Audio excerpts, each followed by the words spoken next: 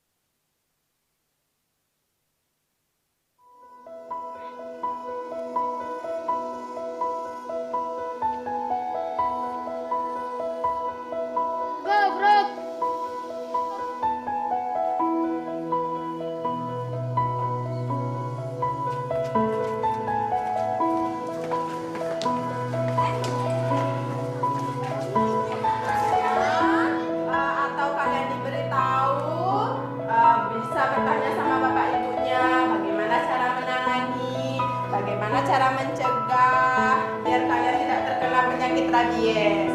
Ayo Bapak Ibu silahkan masuk. Saya aktif berkampanye kepada anak-anak masalah rabies di Bali karena saya ingin melindungi anak-anak khususnya yang ada di Bali karena anak-anak yang lebih sering berinteraksi dengan anjing-anjing liar di luar, Mbak. Karena apa? Dengan seringnya berinteraksi itu bahaya terhadap gigitan dari anjing liar ini sangat mengancam mereka. Ini tak kasih air gimana dia? Wih, takut dia. Lagi-lagi. Iya, kalau seperti ini rabies nggak anjingnya? Rabies, ya. Tepuk tangan untuk Chelsea. Yang sangat paling saya senangi, jadi mereka tuh bisa menerima, bisa memberikan masukan buat mereka tentang bahaya rabies itu. Seperti misalnya drama di mana begitu anak digigit anjing, apa yang harus mereka lakukan, seperti mencuci luka dengan sabun selama 15 menit dan melaporkan ke puskesmas. Kita menggunakan misalnya flip chart atau metode bernyanyi, bertepuk, itu adalah karena kita mengemas penyuluhan ini dalam bentuk dunia anak, dunia yang menyenangkan, dunia bergembira, tapi inti-inti dari nilai-nilai penyuluhan itu masuk pada mereka. Mereka mengerti apa tujuan dari penyuluhan. Bagikan kepada orang tua, kakak, atau nenek, atau kakek.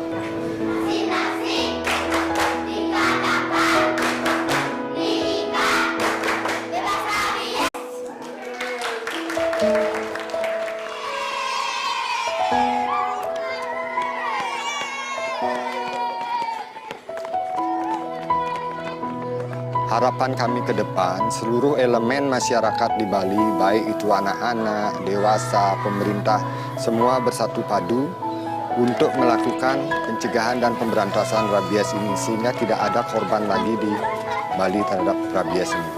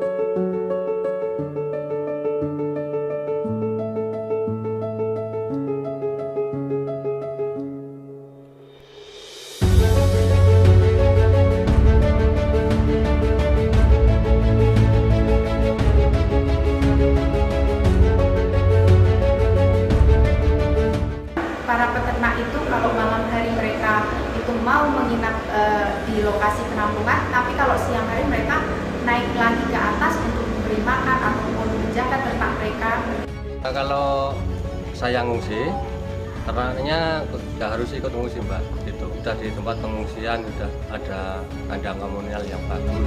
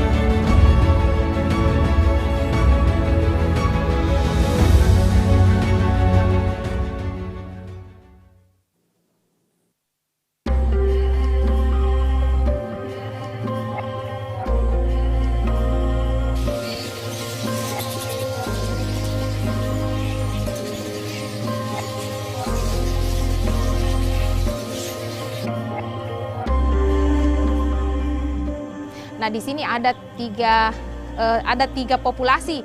Pertama ada kelelawar, itu disebut satwa liar. Ada hewan ternak.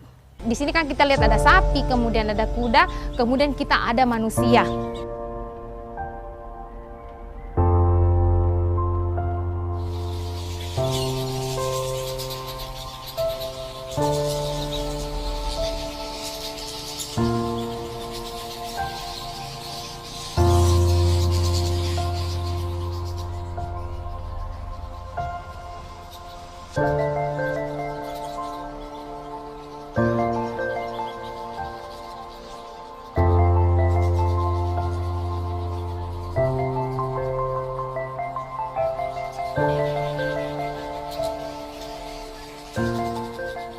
Nama saya Esap,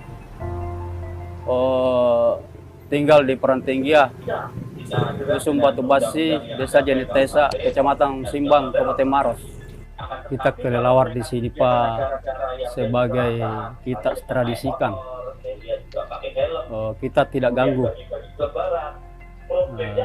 Demi pesan orang-orang tua.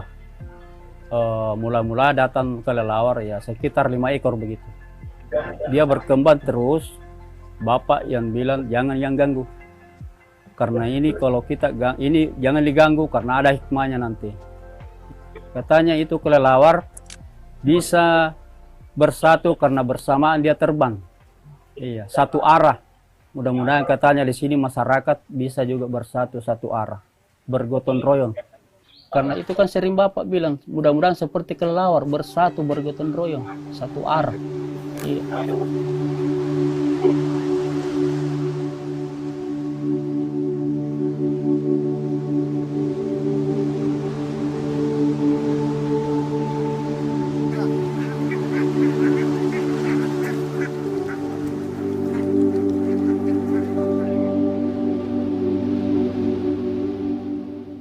Nama Abdul Qadir.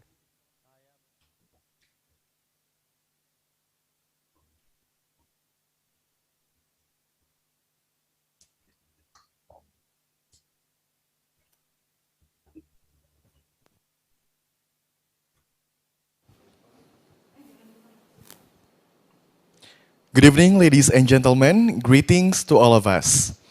To the Honorable T20 Co-Chair, Chair of the CSIS Foundation Board of Directors, and Rector of Universitas Prasetya Mulia, Professor Dr. Jisman Simanjuntak.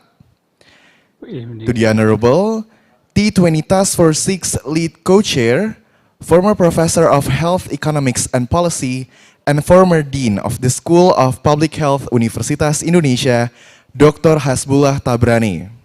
Good evening, good morning, good afternoon, wherever you are. Thank you. And also to the distinguished speakers, health economists, healthcare industry leaders, policymakers, and everyone who is watching our event tonight from around the world. My name is Rizky Ramadan, and I am going to serve as your Master of Ceremony for tonight's event. And welcome to Implementing and Financing One Health webinar, presented by Task Force 6 of T20 Indonesia, Global Health Security and COVID-19. Ladies and gentlemen, for the next 3 hours, we are going to have a very insightful discussion led by the experts who are here tonight with us. And tonight we are going to explore enhanced implementation of One Health through a multi-sectoral and multidisciplinary approach to emerging infectious disease prevention and early detection through sustained involvement throughout the disease emergence cycle. This discussion is intrigued by some related issues that require a close collaboration. Furthermore, it requires adequate financing for prevention and detection. And although prevention is far more cost-effective than cure, the amount of financing allocated to some crucial areas has been shown to be very small compared to the need and tiny compared to the economic cost of having to respond to an epidemic or pandemic that could have been prevented. Ladies and gentlemen, before we start our event, we would like to convey tonight's housekeeping rule that all participants must obey. They are... So first of all, please be aware that tonight's webinar is recorded as our documentation. And second of all, we provide translation service from Indonesian to English and vice versa. So please take a look at the translation feature below to use the service. And next, we would like to inform that we are going to have a question and answer session by the end of the discussion. Therefore, please submit your question to the Q&A feature to get your question answered by the speakers. Next, please fill out the link of the attendance form that will be sent in the chat box. And by the end of the session, we are also going to send the link of feedback that you can fill out as an input for us to organize our next event better. And lastly, to facilitate the transition process in the discussion session, we would like to ask all speakers to keep the camera on throughout the session. Ladies and gentlemen, before we start our event, let's hear the welcoming remark which will be delivered by the T20 Co-Chair, Chair of the CSIS Foundation Board of Directors, and Rector of Universitas Prasetya Mulia. Please welcome Professor Dr. Jisman Simanjuntak. Thank you, Rizky. Good evening or good morning to all, wherever you are currently located. I am Jisman Simanjuntak. I was trained in economics. Recording in progress. And the only thing that I can say about health is economic perspective. We economists understand very well that health is the core of human capital. And health, we oftentimes understand as the ability to engage in productive activities, to engage in productive activities. That's certainly a very narrow definition of health. But we nevertheless understand that health is of central importance to whatever we do in life, be it economic activities and other activities. And we also trace statistics on health, but again, from economic perspective, we know, for instance, that the United States spends the most on health as percentage of GDP, but we also know that in terms of indicators, US American health may not be as good as the Japanese health indicators. Japanese lives much longer, and what we call daily disabilities adjusted life years is shorter in Japan than in the United States. So spending on health may be good, but it's not the whole story about health. But we now have to step up into a very challenging area, one health. Our interactions with nature, interactions with animals and plants never cease to surprise us. And one, of course, the biggest surprises is climate change. The prosperity that we have accumulated over 300 years are now biting back in form of global warming with all the enormous impacts on our life. And with One Health, I think, one major challenge is to look at health in a very comprehensive way, in a holistic way, and that requires the deployment of science. This is the time when science is really called for, without which there is little progress that we can make. And science, of course, includes investigation into what we call local wisdoms, because there are local wisdoms, as we have heard from the video screen before this opening. So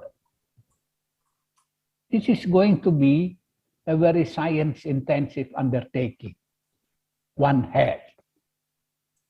And the sciences needed are going to be very diverse. And because of this, science will have to cooperate with politicians, with civil societies, and other relevant groups in society. But more importantly, cooperation between the different streams of sciences will be needed. And we may not be able to communicate very easily with one another.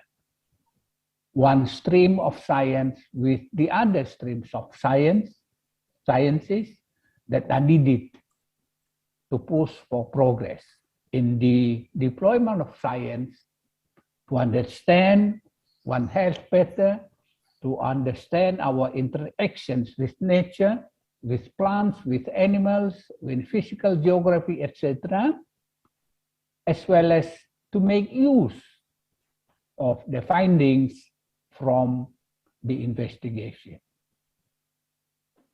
Equally important, of course, is cooperation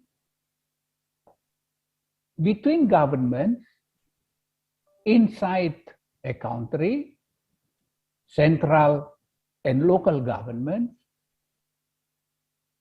health is usually made an important part of local government rather than central government, except for certain areas of health. But to be effective, central government will have to cooperate seamlessly with local government in addressing health. Particularly, of course, health that we understand as One Health, where all the interactions are investigated in parallel, and development is also searched also in parallel. So cooperation is going to be a critical ingredient of success in dealing with One Health. And this cooperation also applies to relations between developed economies as well as developing economies. This is a time for us to rediscover or even perhaps to reinvent development cooperation, which is in the last few decades pushed to the sideline as we progress. But once again, I would like to underline, one's health can only be meaningfully addressed with a lot of cooperation between streams of sciences, between different governments across borders, as well as between different levels of government within a country. This is an opportunity for us to frame One Health more deeply, in greater details, plurilaterally. G20 is plurilateral rather than multilateral, and hoping, of course, that we can elevate the cooperation later multilaterally. And also, this is an opportunity, probably a golden opportunity, to re-energize development cooperation with health as its core issues. With this, I would like to close my welcoming remarks. And T20 Indonesia would like to extend to you all, to all role players in this webinar, we would like to extend to you our deepest gratitude for having joined this webinar, and I look forward to a very fruitful interactions among yourselves and later between us, the T20 with the G20. Thank you very much, and once again, have a fruitful webinar. Good evening. All right, thank you, Professor Dr. Jisman Simanjuntak, for the remark. Up next, we are going to enter the first session of tonight's webinar under the theme of One Health governance and platforms, including examples of successful national coordination mechanism, which will be led by a moderator who is the Vice President of Research at Eco Health Alliance. His research for the last 20 years has focused on understanding the drivers of zoonotic disease emergence, characterizing viral diversity in wildlife, and developing models and analytical approaches to inform policies for disease mitigation. And now, to deliver the overview for the discussion and to lead the first session of the evening, please welcome Dr. Kevin Olival.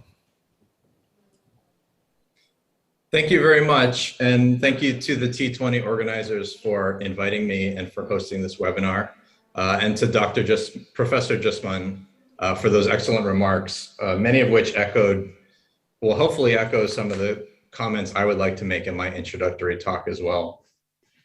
And I do appreciate how you noted that One Health is a very challenging area. And I know that today we'll make great progress in finding ways forward in enhancing implementation of One Health throughout the G20 and throughout the world. So I'd like to begin. I was asked to give a short talk, about 10 minutes, to just sort of frame the discussion for day one for today, and really give an overview of, One Health implementation primarily for disease prevention and control, and thinking about really the early stage of disease emergence and how we can move the epidemic curve forward and hopefully eliminate the epidemic curve in many cases by using a One Health approach. So next slide. And I will just begin to frame this as some of the modeling work that EcoHealth Alliance has led over the last several years in trying to understand why diseases emerge, where they emerge, and how can we prevent them from emerging. So we began to map out all the new human emerging disease events that have been discovered in the last 70 or 80 years. And there are over 400 of them, unique diseases, unique events. Next slide. And what we see is that, these are obviously increasing over time. COVID-19, unfortunately, while it's an outlier in terms of the impacts of the global pandemic, it's not an outlier in terms of a new disease emergence event. This is becoming more common. And importantly, most of these, over 60% of all human diseases, are zoonotic, have emerged from animals. And of those zoonoses, about 75% have come from wildlife or animals. Next slide. And of course, known to everyone in the room, there's a huge economic impact. And this is just a sort of bubble map showing the economic impact of recent emerging diseases. And you can see SARS-CoV-2 there is sort of an outlier in terms of trillions of dollars in economic damages. And this is only increasing over time. Next slide. We've done quite a bit of work to understand what are the underlying drivers or the risk factors for new disease emergence. And what comes out is quite evident and interesting is that ecological change, so thinking about deforestation, habitat degradation, agricultural intensification and farming practices, as well as other factors like wildlife trade, are linked to about a third of all new disease emergence events. And so this is an opportunity to think about those underlying causes and make some systemic changes to help prevent them. Next slide. So we did quite a bit of work in mapping out the global risk of new disease emergence events. And this hotspot map for zoonotic disease risk shows you that the yellow or the green areas are higher risk for future emerging diseases. And you can see, obviously, human population density is a very informative factor. We expect new diseases to emerge in people where there are lots of people. But this is also driven by wildlife biodiversity, so the tropical regions of the world, as well as other factors like land use change, deforestation, pasture conversion, also come out as being significant in this model. And so if we frame this in terms of the G20, and next slide, you can see that the G20 countries here, which are highlighted in color and retain the sort of hotspot map, and the gray countries are non-G20 countries, that while the G20 captures quite a lot of risk, it doesn't capture all of the risk. And I'm particularly looking at Africa, where all of the continent primarily is not included in the G20, and also important parts of Latin America, as well as Central Asia. Next slide. And Southeast Asia, I should note. So if we sort of rank countries by sort of their overall, hotspot disease risk, we can see that over half of them that come out in the top 20 are non-G20 countries. So in terms of thinking about how do we approach this in terms of financing and in terms of implementation, while activities within the G20 countries are critical for capturing and hopefully preventing a lot of emerging disease risk, clearly we need mechanisms to support some of the other countries, primarily lower middle income countries where there is a heightened zoonotic disease risk, but perhaps less resources to address that. Next slide. Next.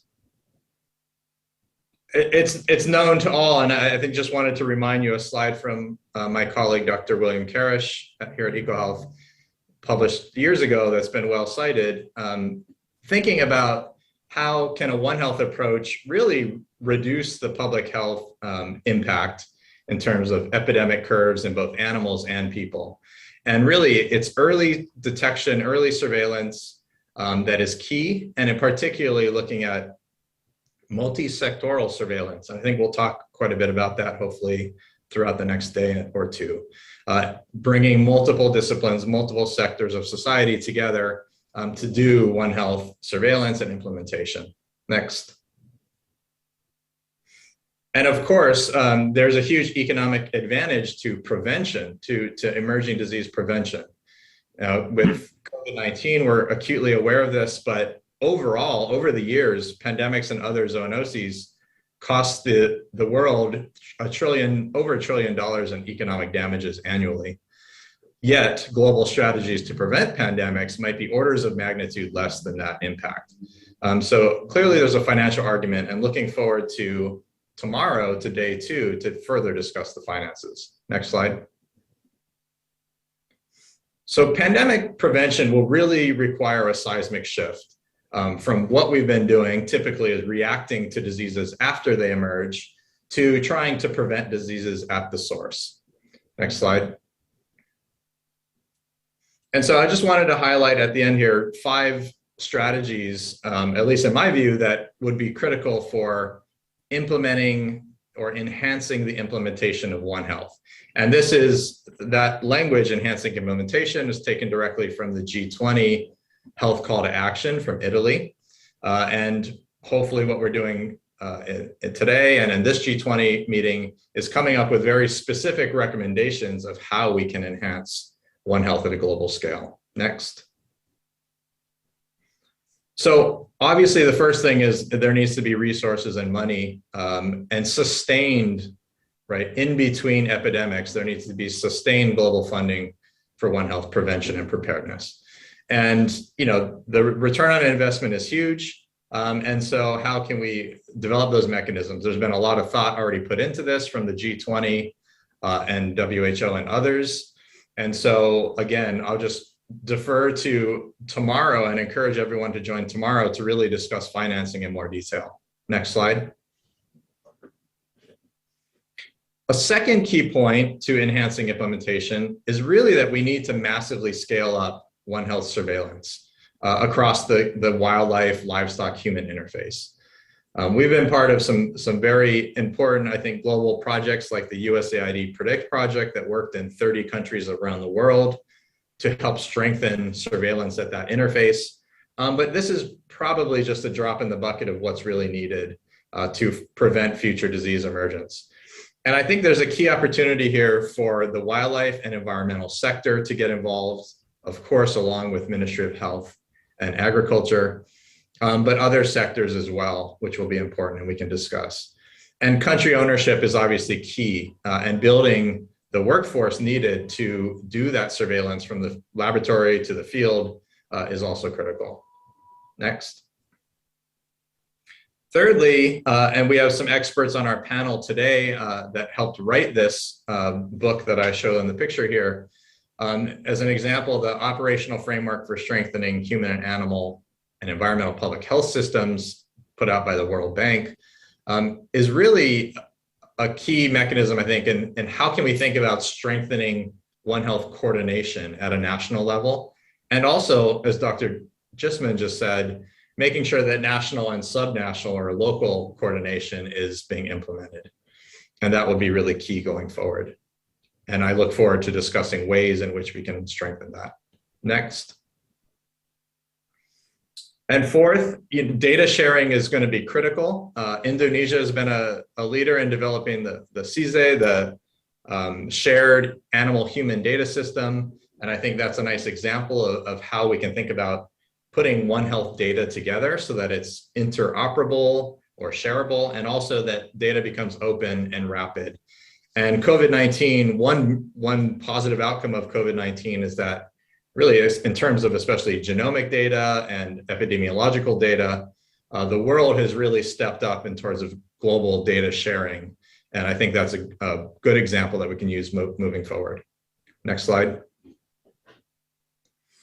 And last, but certainly not least, is the importance of strengthening One Health research and education networks in thinking about training the next generation of One Health leaders.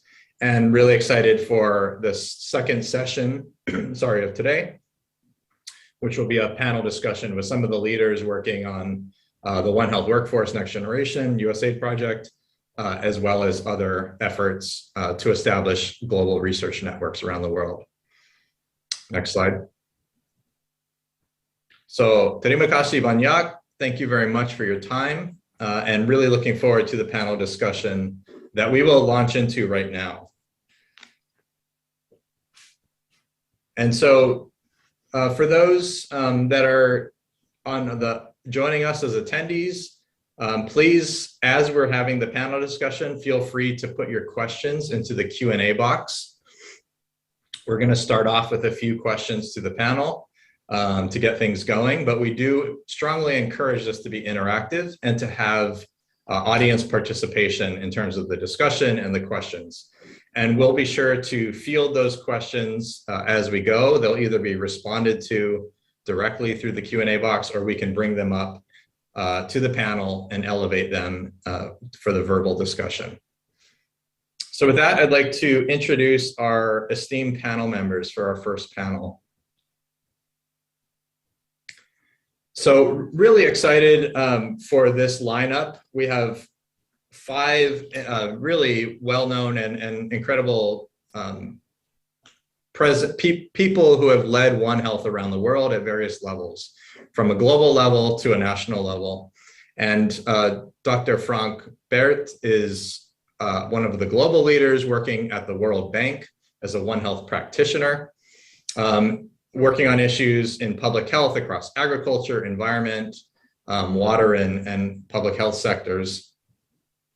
Frank oversees a huge World Bank portfolio of well over $1 billion, and has been really integral in developing the One Health operational framework that I showed you earlier, as well as other tools from the World Bank and other global resources for pandemic prevention and food security.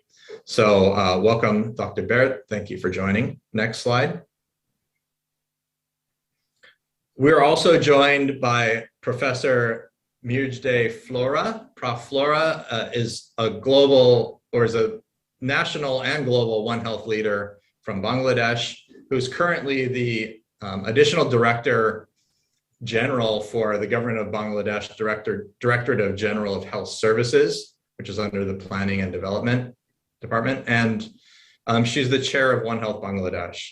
Dr. Flora previously was the head of the IEDCR, the Institute of Epidemiology, Disease Control and Research, which is really a premier institution that we've had the honor of collaborating with at EcoHealth Alliance, and is really a lead in disease surveillance, outbreak investigations, and disease control and prevention in Bangladesh.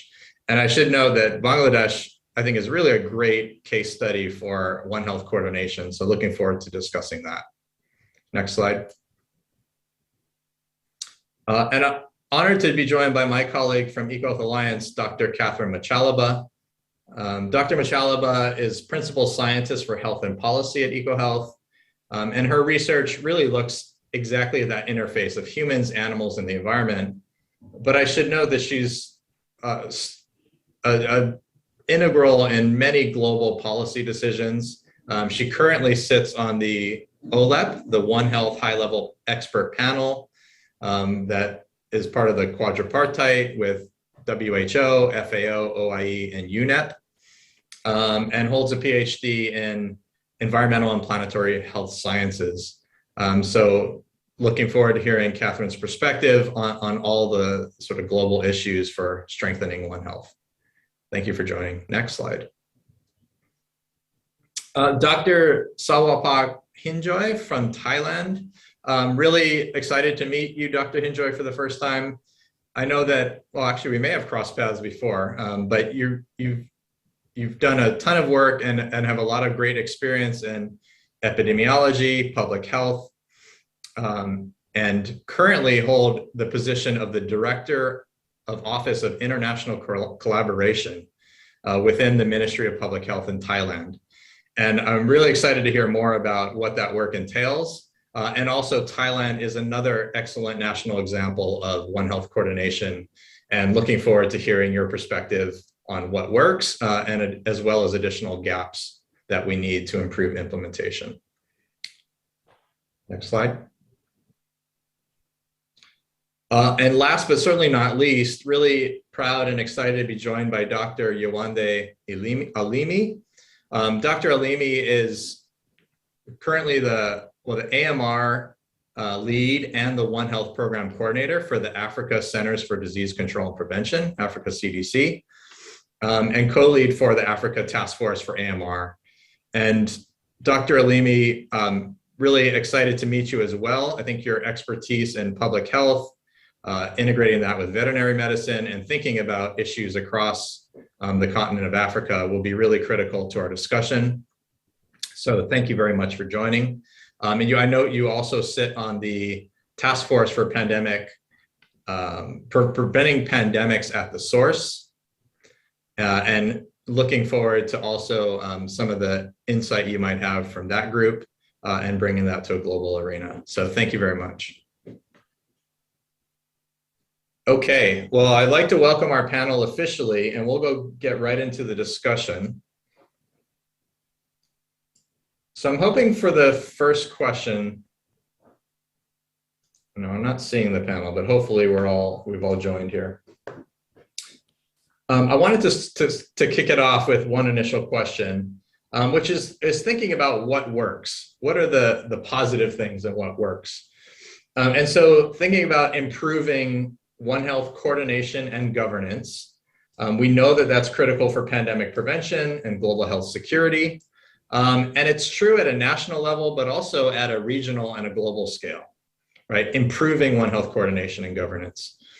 So I know that each of you has deep experience in that, operationalizing One Health at both a national scale for Prof. Flora, Dr. Hinjoy, at a regional scale with Dr. Alimi, and also at a global scale with Dr. Bert and Dr. Machalaba. And so why don't I'm going to just call on you, I guess, one by one. If you could each give a sort of very brief 5-minute example of what, as specific as you can, about what has worked well with your experience, with your institutions you've been involved with, for One Health coordination. And we'll start at a national scale. So why don't we begin with Dr. Flora from Bangladesh, and try to, if you can, keep it to about 5 minutes and just give a highlight of one example of what really has worked well with One Health coordination. So thinking about the positives here. Thank you very much. We'll get into the gaps later. Thank you. Yeah. Thank you very much. Thanks for inviting me to talk in this T20 high-level discussion. As you know, that Bangladesh is one of the countries who pioneered about the institutionalization of this One Health. Although it started with civil society movement, but afterwards it has been taken up by the government. So we have set up our One Health Secretariat, which is run by rotationally by each of different ministries. Like currently it is being headed by Ministry of Health, but afterwards it will turn to livestock and then to environment and forestry this way. So this setup is actually, I think, one of our strengths. And whatever plan we made before for this pandemic preparedness, all we did together. We have our National Action Plan for health security. And also for One Health purpose, we have our strategic framework and action plan. The second one we have done. Currently, we're in the phase of developing the next one, the third one. So we have a setup where we can run all these activities. So this is one of our strengths, that we have already a coordinating body. Although we have some challenges that will come later on, but if we want to focus on the positive stories, during this pandemic, this setup actually helped us a lot. As you know, that Bangladesh is a resource limited country. So initially, when we had very limited capacity of testing COVID-19, we used all the facilities we have in other sectors, including the academic sectors. And basically, the laboratories at our livestock, the laboratories which are in our academic institutes, we used those capacity, and they did a lot of research work, as well as the laboratories are involved in our surveillance activity. So I think that is one of our strength during this pandemic. When we had scarcity of resources, we used all of our One Health partners' resources to do these tests. Even in genome sequencing analysis, we used this laboratory, like the Bangladesh Livestock Research Institute laboratory, you know, our Chittagong Veterinary University laboratory. The scientists there, they also worked with us hand in hand. And also in knowledge building, we organized a lot of series of webinar on COVID pandemic, which also helped us a lot. And I think the network we already have, that was our strength. And currently we have started to, as you have mentioned about in your presentation, also about the data sharing issue. We have established a common platform dashboard to share the outbreak response data, whatever would be done by which sector in terms of zoonotic disease, that would be shared amongst others. And also we are developing the antimicrobial resistance network. In our antimicrobial network resistance containment plan, we have included all the relevant sectors, and also the surveillance plan we are making together. These are different aspects where we are working hand in hand. Definitely, data sharing we have started. We have a lot to do more, and that would be very much useful. For governance issue, as because government is undertaking this leadership in One Health activities, governance issue is more or less taken care of nicely. Coordination is also very good. Only issue, although I'm supposed to say the good examples, but I think the human and livestock interface, we are working much better, but there are areas, there are room to improve wildlife, livestock, and human resource to work in that interface. And recently, I end with this example.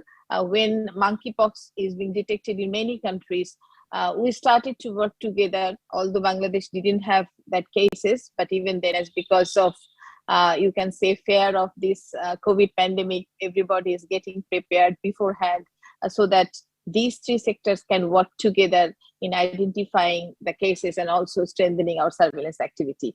I would stop here. So if we have further question, we can respond. Over. Thank you, Prof. Flora. Really excellent comments and great examples of successful work in Bangladesh. We are, just as a reminder for all the attendees, if you have questions, please use the Q&A box. You can address them to the entire panel. You can address specific questions to our speakers, and we will do our best to get to those questions. So let's move on to Dr. Hinjoy from Thailand. And if you could give us a short, successful example of One Health coordination and work in your country. Thank you. Okay, thank you for letting me share One Health experiences in Thailand. In 2016, MOU among 8 organizations, including the different ministerial, ministry and academic institute, was endorsed to integrate the capacity and activity at all levels. One Health Progress has been initiated in Thailand since 2013 with the first MOU. The Coordinating One Health unit has established in 2014. I would like to highlight the establishment of the Thailand One Health Coordinating Unit in 2014 is kind of like the successful factor that how we can coordinate. It is not only the health sector, but how we can coordinate within the livestock and also for in the wildlife sector and beyond. This is not only in the like health sector. This kind of like a successful factor. And I saw like the participant that joined in this webinar. We can see that in the manager of the One Health Coordinating Unit in Thailand, Dr. Chitit, Dr. Latanaporn, and also the pioneer of the One Health initiative in Thailand is Dr. Sudarat that also joined webinar as well. That those of them held together in the term of the One Health forum, One Health approach, and cooperate into in the national emerging or infectious disease strategic plan. So one of the pillar of the national emerging infectious disease is a One Health is a one important pillar on that in the strategic plan. And for in the we also are under in the Thailand One Health Coordinating Unit. They did a lot of in their activities.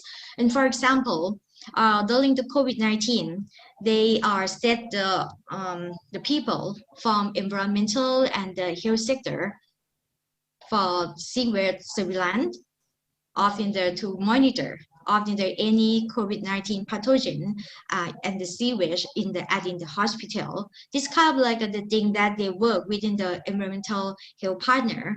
And so far in the methylordosis surveillance, they have have been collaborated within the public health, livestock, and university to train the people to set in their surveillance system. And rabies surveillance cross-border had also working within the Department of Livestock Development and also within the Ministry of Interior. Because when we work within the local authorities, Ministry of Interior is one of the key partner that we have to work with them. And another in the successful factor that I already highlighted at the beginning about how we can establish in the Thailand One Health Coordinating Unit. But one more thing about the successful factor is mean that we have to advocate the policy maker to understand, to perceive how important of the One Health approach and how this idea can solve any problem of the health or public health emergency or in the health issue. So in the 2020, Thailand, we adopted the tool that we call in the joint risk assessment. These two have been developed by tripartite organization, WHO, FAO, and OIE. For these two, it means that we have to involve within the policy maker to think together what kind of the disease that they would like to highlight, and then we appoint the team. This is a practitioner level to think and work together that what is any risk factor or any to access the list that may occur. And that time during the joint assessment, we have in the workshop and we collaborate the people in the different sector and we choose the policy maker. They choose in the avian influenza is kind of like the pilot disease that how we can conduct in the joint assessment. And then we train like the training for trainer at the staff at the center level, and for the other we invite the people from the provincial level to be a part of the joint assessment. And for the feedback after we have done for joint assessment, we have a feedback from the provincial level. They see how important it's just not, we cannot only look at only in the single angle to explore any list or in the access the rate of the public health issue. And so there are some provinces they apply it's kind of like a joint assessment. It's just not for the zoonotic disease but for the other health issue just kind of like COVID-19 and so in the tuberculosis. Okay, this is outcome. It is important that how we can involve the policymaker to understand the importance of the One Health and how we can engage the people at in the provincial level or the subnational level to understand how important that is even though we join and make in the joint assessment. So I would like to say that this kind of they have like a lot of in the factor. It's kind of like a multiple factor that can make in the strengthen the One Health coordination in Thailand. And also I would like to say another question is to explore more about we still have some gaps that we need to fill and overcome. Okay, thank you. This is I would like to overhear for how the successful example of the Thailand One Health coordinating national at the national level. Thank you. Thank you, Dr. Hinjoy. Really great examples from Thailand. Let's move up to a regional level now. And so Dr. Alimi from Africa CDC, if you could give a perspective from your work with Africa CDC on One Health coordination and implementation, that would be great. So about 5 minutes, over to you. Thanks very much, and thanks for the invitation. I think to give a perspective in terms of what the Africa CDC has been doing, it is important to mention the Africa Union, which is the political agency which we sit as Africa CDC. So as part of the things that we have been doing, I think we started this in 2017 when the ministers of health sort of prioritized AMR as something that we needed to address. So as part of our efforts, one of the crucial things we started to do as Africa CDC is pulling together all technical agencies of the Africa Union and setting up the Africa Union Task Force on AMR to really show this multi-sectorial, multidisciplinary One Health approach to addressing AMR. In the past, we hadn't had any sort of high-level political mandates coming from the heads of states of the Africa Union. The Africa continent has 55 member states, so we didn't have any continental political push towards AMR.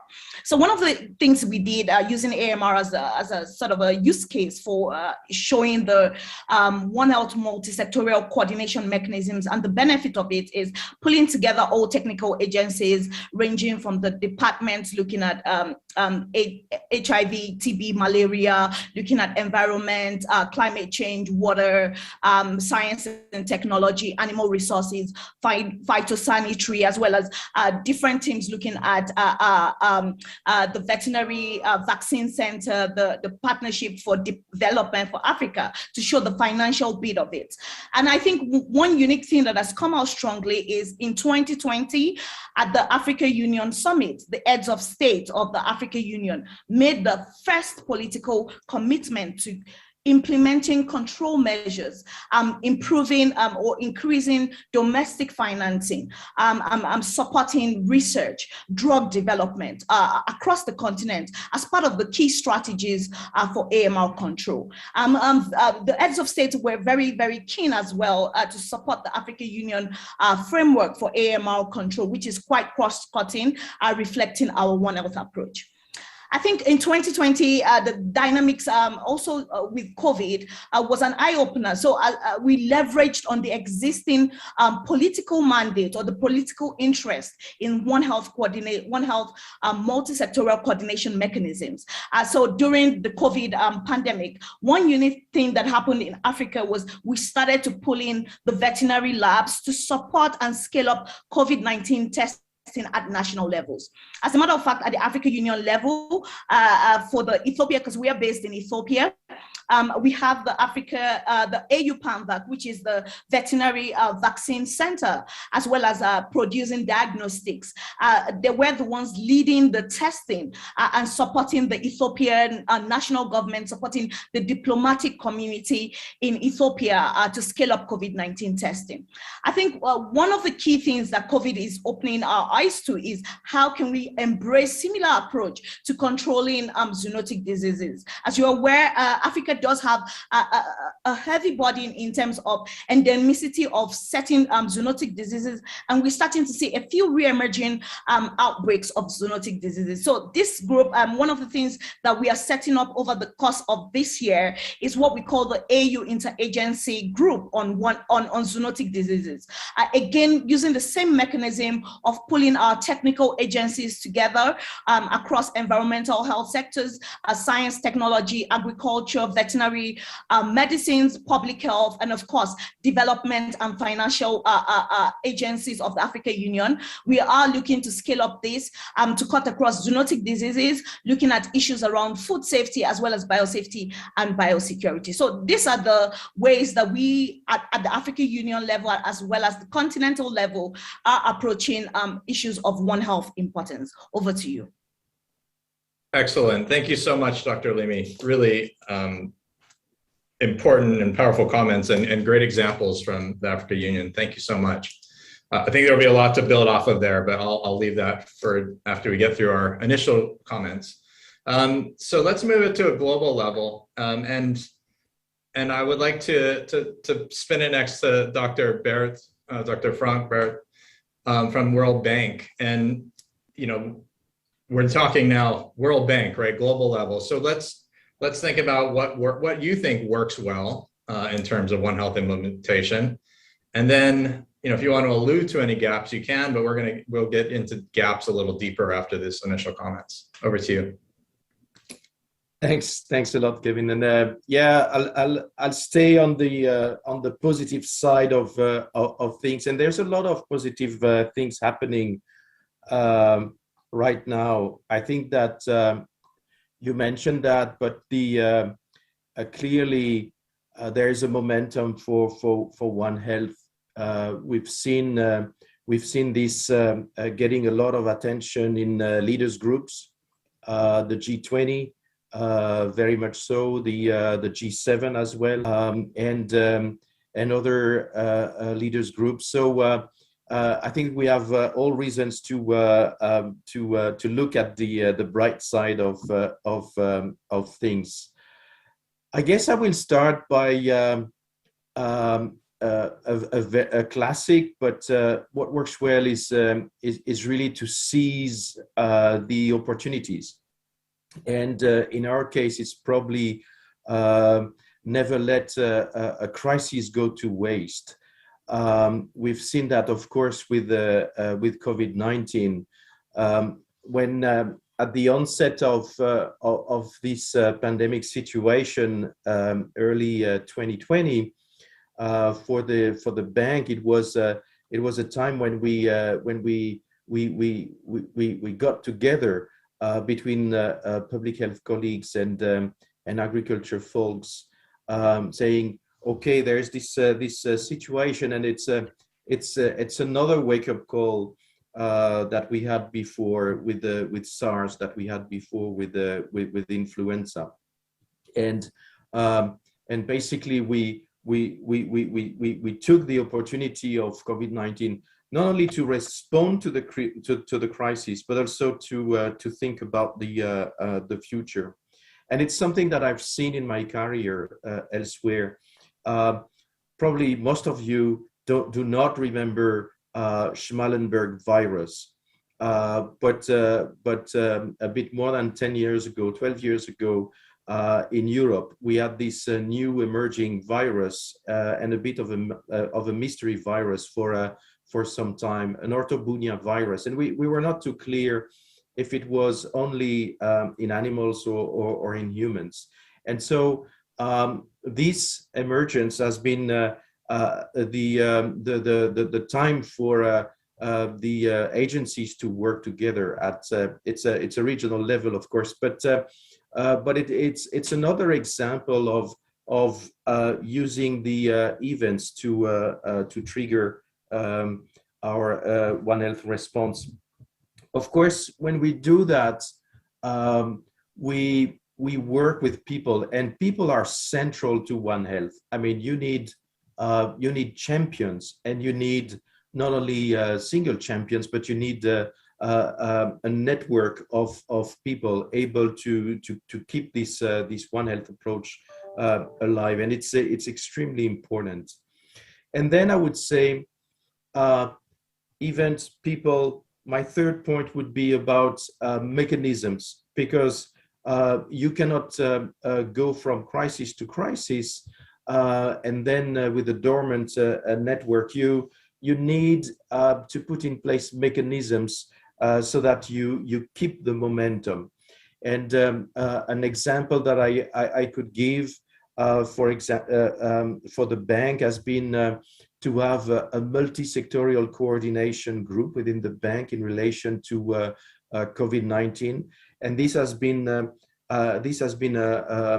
very powerful platform to maintain the exchange between groups and sectors.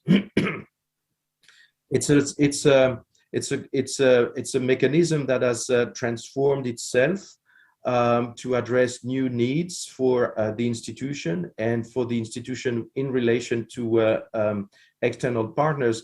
But I think that having a mechanism in place is extremely important to keep things alive. And if I go back to my European Union example, after Schmallenberg, I mean, at the time of Schmallenberg, we were in crisis mode, but we kept those channels open by establishing a mechanism for the two lead agencies, the European CDC and the European Food Safety Authority, EFSA, to work together on vector-borne diseases. So really, when I look at what has happened over the past few decades, I think about events, I think about people, and I think about mechanisms. Thank you very much. Excellent, Frank. Thank you so much. And I do look forward to talking more about the sustainment piece, right? And how do we keep those mechanisms in place in between pandemics or in between epidemics when it seems like risk and resources need to be shuttled elsewhere sometimes, that we do need to keep those structures in place. And I think those were two good examples of that. So thank you. Dr. Machalaba, thank you for joining us. And you can wear your EcoHealth Alliance hat or your OLEP hat for this question, up to you. But wanted to just hand it over to you to give, from your perspective, what is working in terms of One Health implementation at a global level.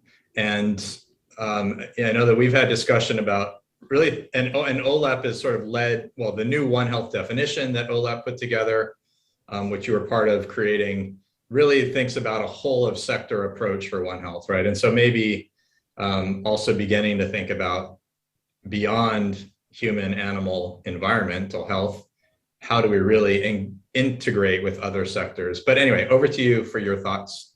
Thanks, Catherine. Thank you for the opportunity. You know, I think there is really a lot to celebrate, and we've heard these wonderful examples at country level, at regional level, and really at global level. And I think they are, of course, very much interlinked. You know, we're always learning about new best practices, about new sectors that need to come in. And I just want to highlight the really historic formation of the Quadripartite Alliance. So this is something that's, you know, very new. This was just March 2022 that this agreement was formed with UNEP joining the formerly Tripartite Alliance. So I think this is really a recognition of the progress thus far. You know, it's not really a new collaboration, it's broadening the collaboration, it's making sure we have the political commitments and really having a strategy for that collaboration. But I think it reinforces the long-term progress. And I know our colleagues mentioned some of these One Health coordination platforms at country level, at regional level, have really started almost, you know, a decade ago. And I think that progress, that sustainment is very encouraging. And, you know, progress doesn't happen overnight. It takes a lot of work and commitment, but we're really seeing that at all levels. And I think that the investment then that's needed in capacity and systems are really, you know, coming along. I just want to highlight a few key outcomes thus far. So Dr. Olival, you mentioned the definition of One Health that was endorsed by FAO, OIE, UNEP, and WHO. This was a working definition developed by OLEP that really tried to be very inclusive. And I think there are a lot of elements of it that we understand to be very relevant for a One Health approach, but are not always seen as, part of the dialogue. So taking action on climate change, nutrition, making sure that we are thinking about outcomes for human health, but also animal health and ecosystem health. And then this working together and all the components of different levels of society, different sectors, making sure that different perspectives and trade-offs as well as co-benefits are incorporated. So I think this is really happening now in a more sustained way. We're really seeing coordination become very routine, and that is quite exciting. And that has led to the development of a joint plan of action for One Health that is being launched this month. And it has 6 action tracks that are highlighted that are really entry points to work together. What I want to highlight is that, of course, there are gaps, and I know we'll talk more about that, but I think that the way that the One Health approach is really being implemented, we see different entry points, different partners coming on board. Of course, the sectors are developed to different extents. The resourcing is not always equal in each sector. And I think it's actually very healthy that now we're seeing that where there are gaps, where there are areas that need more attention. I think that's showing us that the One Health approach is really doing what it's supposed to. And of course, we'll keep seeing those entry points. We'll keep seeing opportunities for upstream prevention, new sectors that need to be included. I know, Dr. Baer, the wonderful One Health work that you're doing with the bank, you're bringing in colleagues from gender, from water, from social inclusion. This is great. This is really moving the field of how we implement One Health in new ways and bring in new perspectives. So I think the opportunities to keep strengthening, to keep broadening what we include really shows that the One Health approach is working. So I just want to celebrate this progress and again, congratulate the Quadripartite Alliance partners and others who are contributing to this work and just encourage more of this great collaboration. Thank you. Dr. Mchalaba, thank you. Great example. We know about the Quadripartite is really, I think, a global success. We've always, I think for years, have talked about how environment is not always as integrated at a national level, but now to see UNEP being part of the effort at a global level is really critical. So thank you for those comments. We're getting a few good Q&A questions coming in the chat box. So I think I'm gonna just pivot to keep this more interactive with what the audience would like to hear. And start with this question. I think it also relates to a second question, so I'll get to that. But Dr. Justman noted that countries need a One Health ethos. So how can countries assure that limited resources go to the typically unfunded One Health sectors, wildlife health, environmental health, land use that were mentioned? And I will note there's another question that thinks about, what are some of the practical and real incentives for countries to invest in One Health? And I think this is strongly related. So back to the panel, I know that, and I think anyone can jump in on this, but I'll just allude to something that Dr. Alimi said about when you're talking about all the work that's gone into the Africa Union collaboration, thinking about HIV and malaria, right? And sort of viewing the landscape of other infectious diseases. And often, especially in lower resource countries, there's not really the extra money, right, to then start thinking about, let's prevent the next one. We have our hands full with the HIV pandemic that's going on, for example. So how do we balance that sort of limited resources and make the argument for prevention and One Health investment in the face of other challenges? So open to the panel. Anyone who wants to jump in, please feel free. I'm happy to start the conversation off. So I think this is really an interesting question. I think the more we start to see more formal multi-sectorial coordinating mechanisms, the more we can ensure that all sectors are equally funded. WHO, leading the tripartite group, has developed an operational tool called the MCM, which is where countries can set up the mechanism, a formalized mechanism. This indeed would be backed up by the national government, means there are legislations, there are existing sort of policies, there are legal frameworks around which addresses issues that has been mentioned around data sharing, resources. I think one of the things that we need to do as technical experts is to, at least from the continental level, as we are seeing, is we are starting to advocate more for this. I give an example for countries that have a formalized multi-sectorial mechanism. When partners and external donors come to the country, they don't get to decide, oh, I want to fund human health only. You must fund the One Health platform. And this is particularly important. We have seen the benefits, particularly in AMR surveillance, for example. We're starting to see more veterinary labs doing the routine AST testing. As a matter of fact, many veterinary labs are actually expanding to genomic sequencing. As at 5 years ago, we didn't even have existing infrastructure in that sense. And looking at also in terms of siloed approach, for example, HIV, like we've mentioned, malaria, TB, have always existed in different platforms. One of the mechanisms that we are trying to do in this sort of a formalized, politically backed coordinating mechanism is ensuring that existing resources, for example, HIV in Africa, TB, malaria are way ahead of other sectors in terms of other infectious diseases, because for the longest time there has been so much investment looking at the PEPFAR, the Global Fund in those. So what we're trying to do is, rather than standing alone as siloed program, is pulling them into the sort of the AMRCCs, the coordinating mechanisms for resistant pathogens and resistance, using AMR as an example, resistant surveillance networks. So I think this is an approach that definitely will work. It has to be formalized, legally backed, to ensure that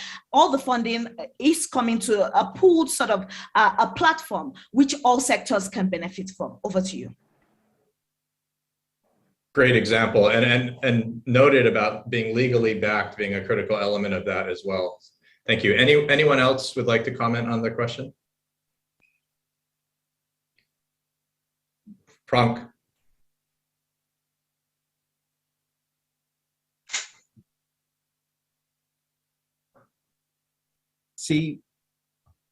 I see Dr. Flora is speaking, but she's on mute. Oh, I'm sorry. I didn't see. Okay, go ahead, Flora, and then Dr. Barrett. Sorry, I also did notice later on. I was mentioning that I think capacity building of the low resource setting countries might be helpful also. And in that aspect, our development partners can help. And if this capacity building is done in across the sector, not only focusing on, as Alimi was mentioning, a kind of silo, it will not work. But if we can do that capacity building, which will give us that sustainability of this, whatever we are attaining at this point in time. And every sector has their own allocation of budget, but if we can work together, that budget will actually give us synergistic effect if we can work as one team. That might be useful. And during this COVID pandemic, actually we observed how multiple sector can work together. We have observed in arranging the quarantine, in arranging isolation, whole of the government worked, whole of the society worked together. I think we need to expand our thinking about One Health approach, not limiting within few sectors. We may expand to include other sectors also, which would help us, as I have mentioned, that which would complement each other. And funding is not, I don't think funding is a big issue, but it's an issue, definitely. But we have our own funding for every sectoral program. But if we can combine all those resources together and move forward, this funding can also help us. And definitely, if capacity can be built by our development partners in the low resource countries, that would be helpful. I would add one more point. I think we need a few champions, in One Health champions, who can, at the national level, regional level, and also at the global level, who can set examples for others and can motivate others to go there. And also building new leaders would be very much important if we want to have sustainable One Health approach. Over. Thank you, Doc. Thank you, Prof. Flora. Two excellent points. And I will note that in the next panel discussion, we'll be really diving into the issue about One Health champion development through workforce training. And I think there will be a lot to build off of there. So please stay tuned also for the next panel. Dr. Berth, if you would like to make a comment as well. Yeah, I think thanks a lot, and thanks for the excellent points, Dr. Yewande and Dr. Flora. I fully agree with what has been said, and just maybe to add something is that we don't put enough the added value of One Health approach, and I think that we need to do that more forcefully.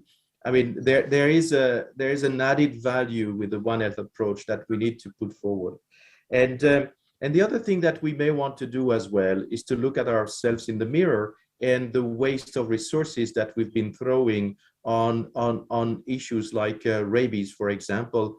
I'm really in a rage state when I think rabies, because we should get rid of rabies. We should reduce this number of people dying and those kids dying from rabies, because we have all the tools we need if we apply this One Health approach. So we need to look at this added value. We need also to look at our failures and when we know the solutions. Thanks. Thank you, Dr. Berth. Yeah, Dr. Hinjoy, go ahead. Okay, thank you.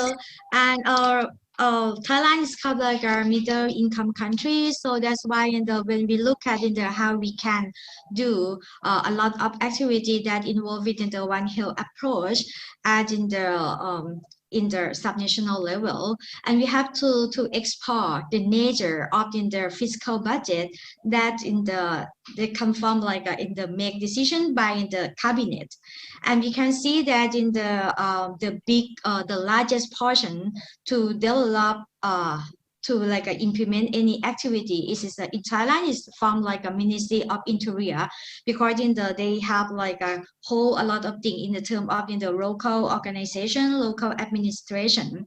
So that means we can see that even though we just look at in the budget that from Ministry of Public Health or in the Ministry of the Agriculture, because maybe it's just a few proportion to spend to implement that. That means that we need to involve within the Ministry of Interior or in the local organization, because and now the Thailand we try to a decentralized project, decentralize in the budget.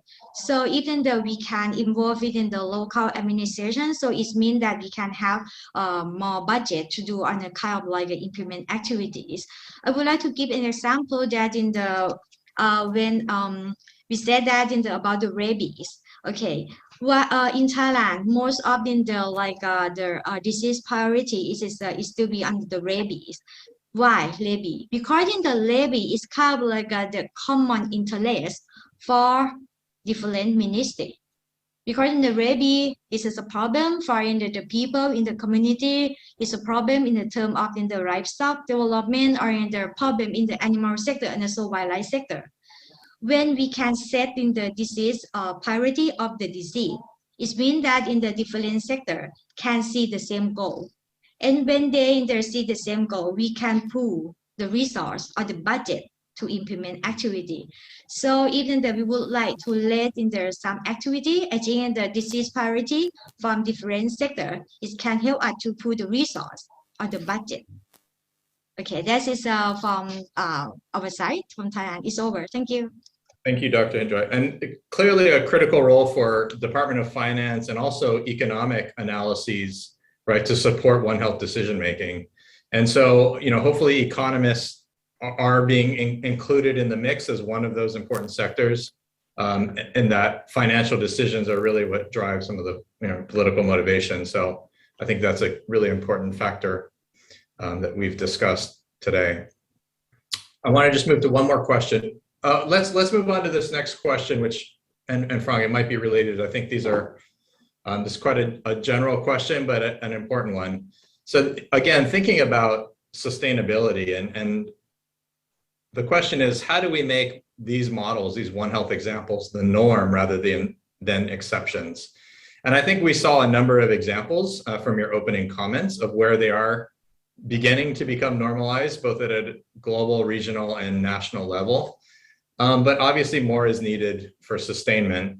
And I'm thinking particularly of how do we bring some of this even to a subnational level? And I think Dr. Hinjoy gave great examples of in Thailand with some of the joint risk assessment, right, and bringing that down to a local or subnational level. But what are some other ways? And we're represented here in Indonesia with our Indonesia colleagues hosting, which is a huge diverse country, right, with many provinces and districts. How do we sort of take One Health down to the scale it needs to be taken to prevent disease and prevent AMR, zoonoses, and other emerging disease threats? Tough question, but if you have any insight or specific examples, that would be welcome. Catherine. Yeah, thank you so much.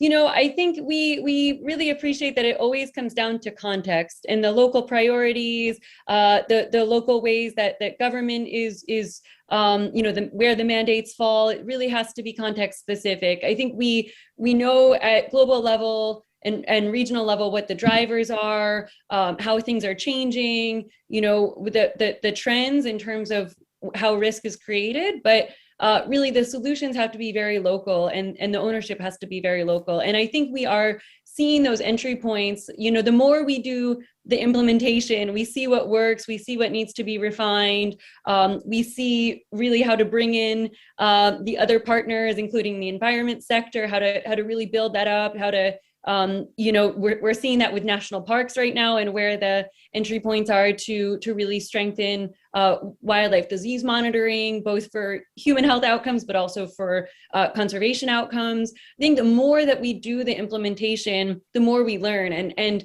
I would say in the past 5 years, those success stories have just amplified, and we need to, I think it's really moved from the concept to the implementation, and the more that we see that and have that local involvement is crucial. I just want to say, I think, when we look nationally, it really makes sense from a ministry level. When we look subnationally, the relevant stakeholders may be very different. The industries involved, the cultural practices, and so I think it's almost easier in some ways to approach some of these issues at a local level, because those collaborations are already happening or can happen in a very organic way. So sometimes I think it is these artificial barriers, but of course the financing and political will needs to flow as well. Thanks.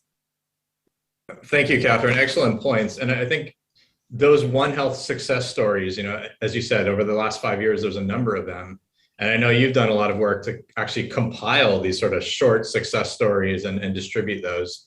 I think that is also a really important factor, right? In that getting the message out, and Dr. Hinjoy mentioned that for Thailand at a local level, trying to show the success and really engage with local communities as to why it's important to implement One Health. And clearly, there's a lot of work necessary to also understand that local context, right, in terms of behavioral risk surveys and working with communities to look at specific risks in their local environment. So those are great points. Anyone like to build off of that, or if you're interested in taking another direction, go ahead, Frank. Thanks, thanks, and I think that each of us has a role to play there. The idea is really how we mainstream the One Health approach and how we crystallize progress so that there's no backsliding.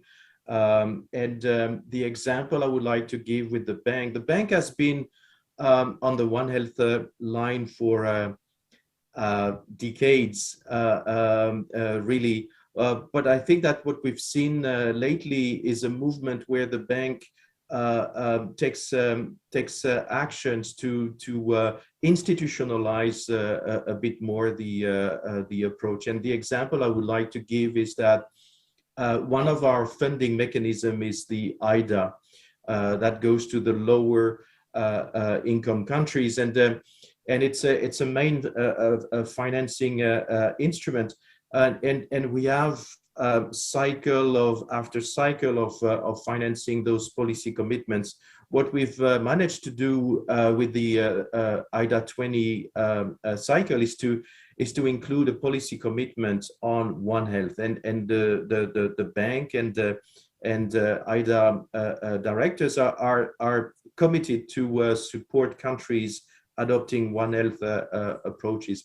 I think this is the type of progress where we get One Health not just as a blue sky conversation, but really in the bread and butter of our institutions. The next step for us will be to include that more in the dialogue between the bank and client countries, and to make sure that these become really part of the culture, of the working culture.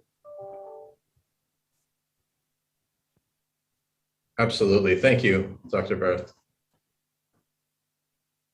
We're getting a number of other questions, so thank you everyone for submitting these questions. I think I'll pivot to a question from Prof. Jusman that he asked in the chat, which is, what is the chance, and this is related, I think, to scaling down to a local level, but what is the chance of the quadripartite scheme being replicated regionally or nationally or locally?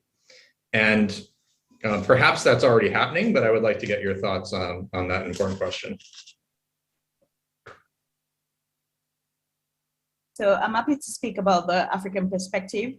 This is already being replicated at the regional level in the sense that the tripartite is already working across different thematic areas, looking at zoonotic diseases, for example, pilots in the joint risk assessment tools, the CSOT tools to improve surveillance, coordinated surveillance, looking at the MCM tool, which really means multi-sectorial coordinating mechanism, operational tools. So there are several areas where the quadripartite is already working.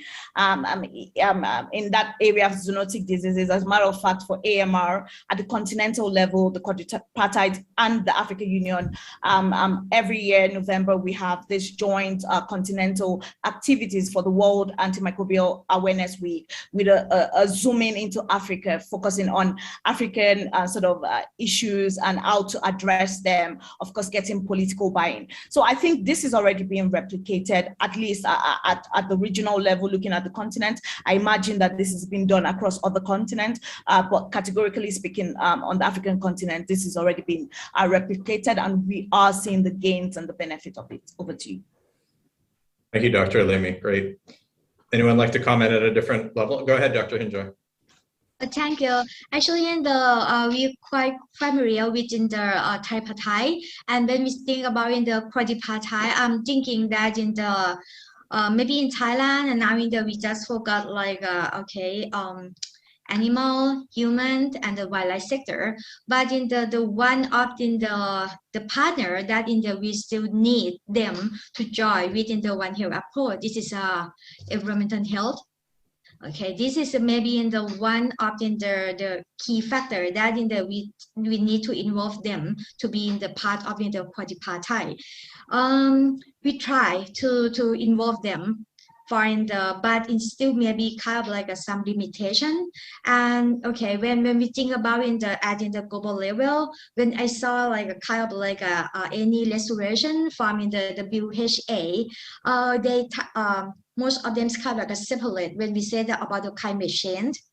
Okay, actually in the climate change, it can cause some of in the zoonotic disease or in the vector-borne disease, but we didn't like talk much when we say that climate change and in the One Health approach, it seems kind of like it still be like a separate. And this is occur at the global level. When transferred to the national level, it occur the same thing. So that's why I think the next challenge that how we can do more are in the involving within the environmental health sector to be a part within our at international level. It still be in the solution that in the Thailand need to do more within the environmental health sector.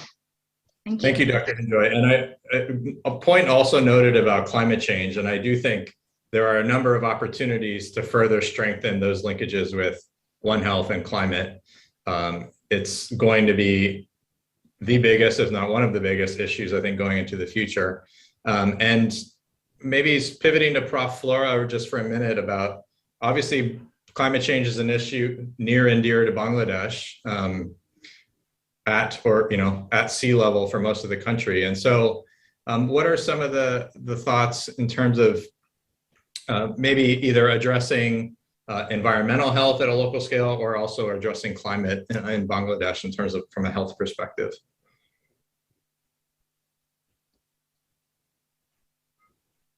Oh, sorry, I think you're on mute, Prof. Flora. Actually, climate change is not only for Bangladesh, it's a global issue. So Bangladesh is also affected by that one. And we have some climate sensitive diseases also to bring into under one umbrella for the surveillance activity. Bangladesh has started to develop early warning system based on meteorological data and also water surveillance data. So this can be one of our examples where we are also working together beyond zoonotic disease, where we are, it's kind of another perspective of One Health approach. So that kind of work is being done. But definitely we need to bring it down up to subnational level. Although Bangladesh has few examples to do surveillance activity altogether and doing outbreak investigation response in one team, like for, as I mentioned about the climate sensitive disease, including dengue, malaria, diarrheal disease, cholera. So these are under coverage of that early warning system, surveillance system. But I would like to mention about other zoonotic diseases even, like we didn't mention those much. Nipah. Nipah is being concerned for mostly our region so far as because our surveillance system is detecting the cases, but it is Nipah virus is present in many other countries in the wildlife, like bat and others. And also we have anthrax, one of the zoonotic disease. And these two diseases, as I mentioned about the example, because these have cross-border issues also. So in that perspective, actually regional level coordination is very much necessary, which is from African region, I learned a lot about the regional approach there. But I think in our Southeast Asia region and the Asian region, we have more room to work together to strengthen these kind of approaches. So, thank you. And in that perspective, climate change issue is also a regional concern. So that issue would be dealt with that regional approach. And in that case, bank and others can help actually in initiating that regional networking. Over. Thank you, Prof. Flora. And Nipah is a great example of what is essentially being, a local issue, but one of global potential in terms of pandemic potential that CEPI and others have elevated to a high-risk pathogen for future research. And so exactly why global health security is so important, right, at a local scale. And then your point of climate is well noted, that it is, of course, a global issue. And I do appreciate that Bangladesh is taking leadership in early warning systems, which related to one of my points from my talk about interoperable data and data sharing, which is really essential to develop those early warning systems. And also nice to see that WHO and others are moving into more of the coordination for modeling and early warning system development. There are a ton of questions coming in, so we're running a little bit low on time here. I'm going to just pick one, which I think is kind of a provocative question that we can end with, which is, should One Health be mandated? It says IHR includes zoonoses and are mandatory, but PVS, Performance of Veterinary Services, and other tools seem mostly voluntary. Also, are these many tools with One Health elements that countries use linked somehow? I think the second question's there, a different one, but let's just take the first part of that. Should One Health be mandated? And if so, what would that look like to you? Over to the panel. Thought-provoking. Go ahead, Catherine. Yeah, thank you. Well, I think we need to see where the gaps are, and you know, at a global level, we know that there are gaps we have no existing assessment tool when it comes to the environment sector. Wildlife is not really included in the performance of veterinary services. I think the tools that are available, the IHR and the Joint External Evaluation, the performance of veterinary services, they have a really important purpose, but they don't cover everything. So we need to acknowledge, you know, what's not being covered, what's the best way to do that, to guide prioritization, to guide investments, certainly. I think at the end of the day, you know, we need to have global commitments, national commitments, but things have to be context specific. So there's no one size, you know, fits all solution. So I think we need to set the expectation that a One Health approach is the way forward. You know, I don't think any country can really achieve disease prevention, health promotion, you know, fully without a One Health approach. So I think it has to be the expectation, but I think, you know, how we get there will look different in each context. Thank you. Thanks for the great question.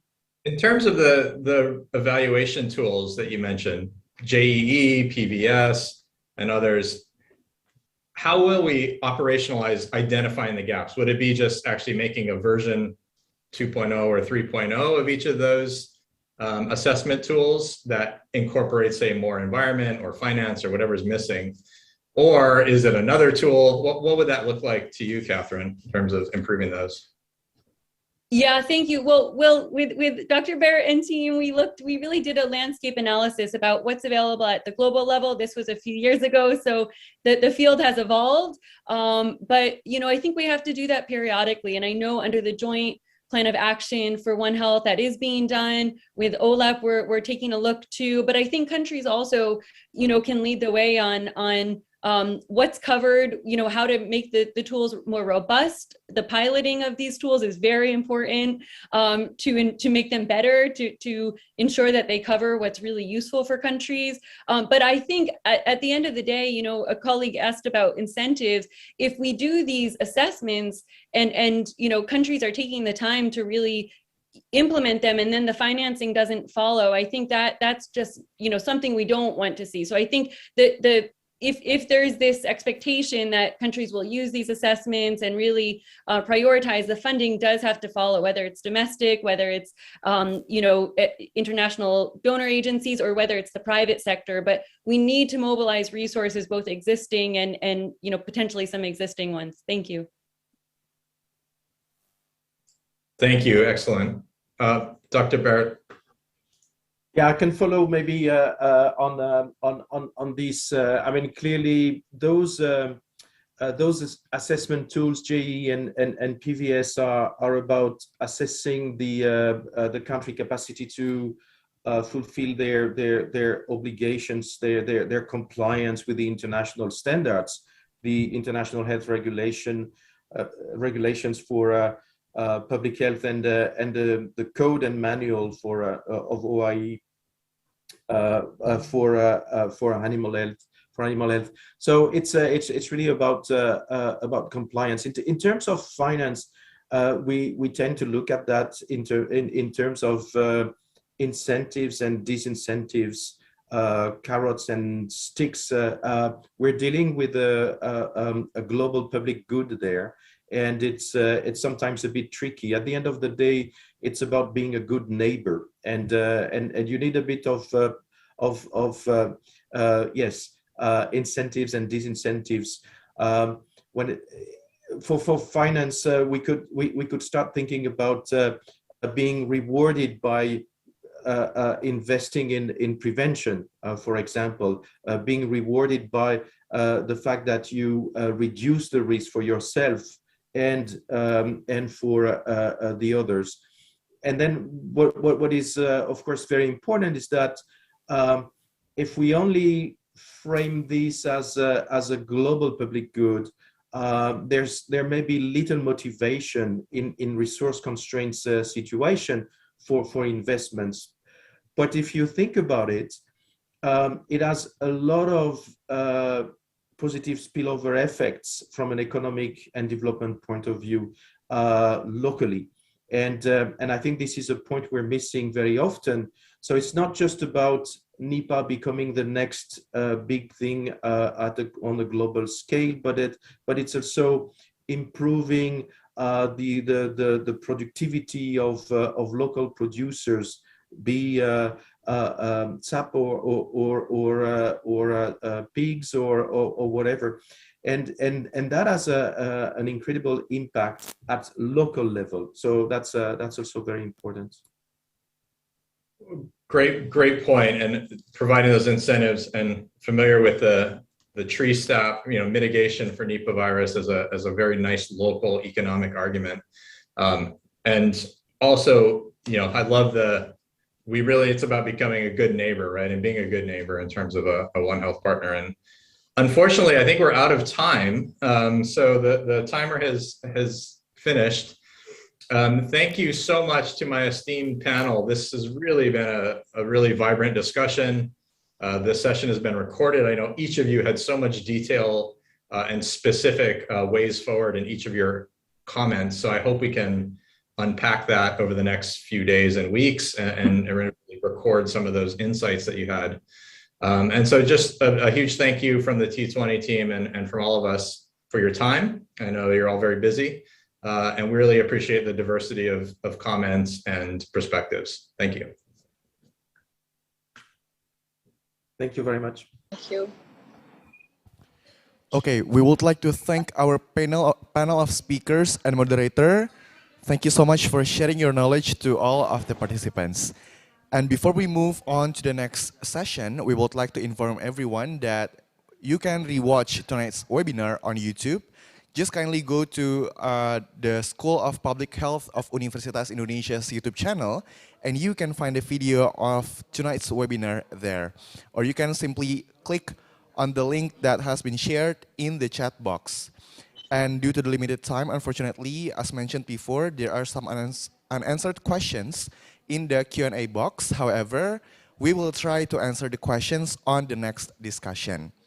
Ladies and gentlemen, let's continue with the second session of tonight's webinar under the theme of One Health Research and Educational Networks Workforce Development, which will be led by a moderator who has served for 12 years as the Dean and Henry and Louis Foster Professor at Cummings School of Veterinary Medicine and subsequently as Provost ad interim for Tufts University. She earned her undergraduate degree from Rice University, Doctor of Veterinary Medicine from Texas A&M University, a PhD from the University of Texas Southwestern Graduate School of Biomedical Sciences, and a master's degree in Global Business Administration from the Fletcher School at Tufts University. And now, to lead the second session of the evening, please welcome Professor Deborah Kushifer. Thank you so much, and I'd like to apologize up front that I'm going to have to leave my camera off. I'm in a flight lounge in the Bangkok airport, and so we knew this might be a problem, and the internet, in fact, has been not very stable. So can you hear me okay? Yes, we can hear you. Very good. All right, so thank you to the organizers of this Implementing and Financing One Health webinar. It's really been a pleasure to listen and to hear the experts from the previous panel. It's my pleasure to be moderating a panel with distinguished speakers that have a depth of One Health expertise and really a breadth of geographical and multi-sectoral perspectives. And so I think that's highly appropriate for One Health. I'll introduce our panelists in just a moment, but I wanted to just focus us on the main topic of this session, and that is One Health research and educational networks and the importance of workforce development to a successful and I think critically important sustainable One Health endeavor. This is not just a question of building capacity for technical One Health expertise, but also really a question of creating a pipeline of students who will eventually carry on the One Health work that is becoming more and more critical. So we'd like to, I think, also remind ourselves of the G20 Building One Health Resilience Call to Action. Some of the wording in that document and others really speaks to the importance of the focus of this session, which is education and research. Specifically wording that promotes a science-based, holistic One Health approach, committed to strengthening research initiatives and to better understanding the links between human, animal, and environmental health. I think it's important to note that this also includes strengthening research that addresses the impacts of human actions on ecological, sociological, cultural, and environmental domains. These domains, of course, are what drive the emergence and reemergence of infectious diseases. So with that, we'll focus on then One Health educational and research networks and the key roles that they have to play in identifying and addressing the critical research and knowledge needs and gaps. So our opportunity today is to really have the benefit of our experts to take us on a very interesting journey over the past many years in terms of One Health education and research. And so, again, apologies because I cannot see it where I am. Can you put the bios up for our distinguished panelists today? Great. First up, and what I will do is just briefly do a name and a title, given that we're probably going to run a little short on time. So first, Dr. Vipat Kruchitam, who is the coordinator for the Southeast Asia One Health University Network. And so this is one of the founding One Health University networks, along with its sister network, Africa One Health University Network, or CIHUN.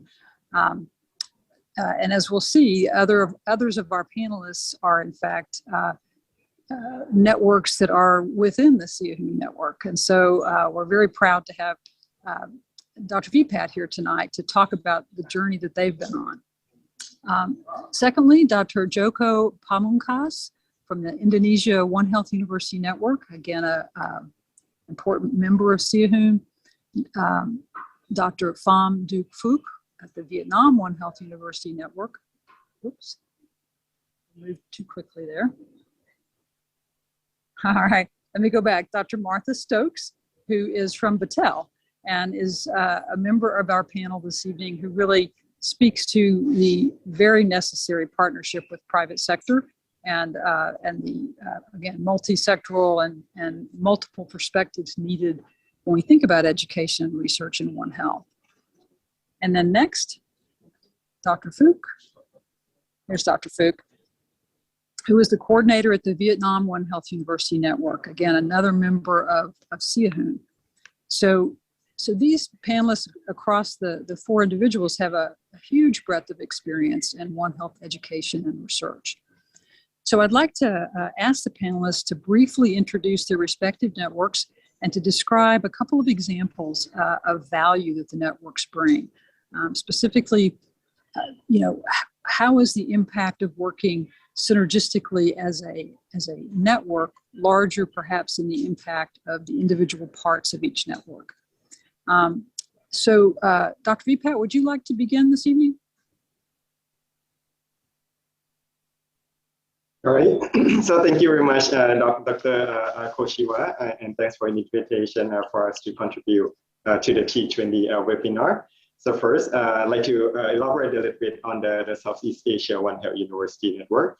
So we are a regional network of 95 universities in 8 Southeast Asian countries. So we comprise of Indonesia, Malaysia, Thailand, Vietnam, Cambodia, Laos, Myanmar, and the Philippines. So altogether, our charge is to work collaboratively to develop a resilient and competent One Health workforce to effectively prevent, detect, and respond to infectious disease threats. And doing what university really doing well by leveraging our expertise in education trainings, research, as well as the training excellence by our member universities. So with that, in terms of value added that we have been talking about it, I think that I'd like to touch on a couple of points. I think that we know that the world's most challenging problem cannot be solved by any individual alone or any ministry alone, let alone individual countries. So no one has the expertise in everything. So that's why I think it's a value added of people from different expertise, people from multiple countries with different perspective, different experience to come in together and share those so we can synergize our effort to tackling the complex health problem. So second, we also know that no one is really safe until everyone is actually safe. So together when we work across borders, so we cannot really shut ourselves down in the individual countries and not communicating to one another. The world is ever more interconnected than ever. So I think that's in addition that we really need to collaborate and help one another. So no country have the same level of resources, but together I think that we can help leverage those existing expertise and help the build capacities of our neighboring country as well. So over to you, Dr. Koshiba. Thank you so much, Dr. Vipad. It's wonderful to think about the history of Siahun and how far they've come since the beginning of their journey. Next, Dr. Joko, would you like to speak about Indahun? Yes, thank you, Dr. Kochivar. Yeah, I'm the Vice Coordinator for the Indonesia One Health University Network, and this network is has been established since 2012, actually, before we eventually joined the Siahun, Southeast Asia One Health University Network.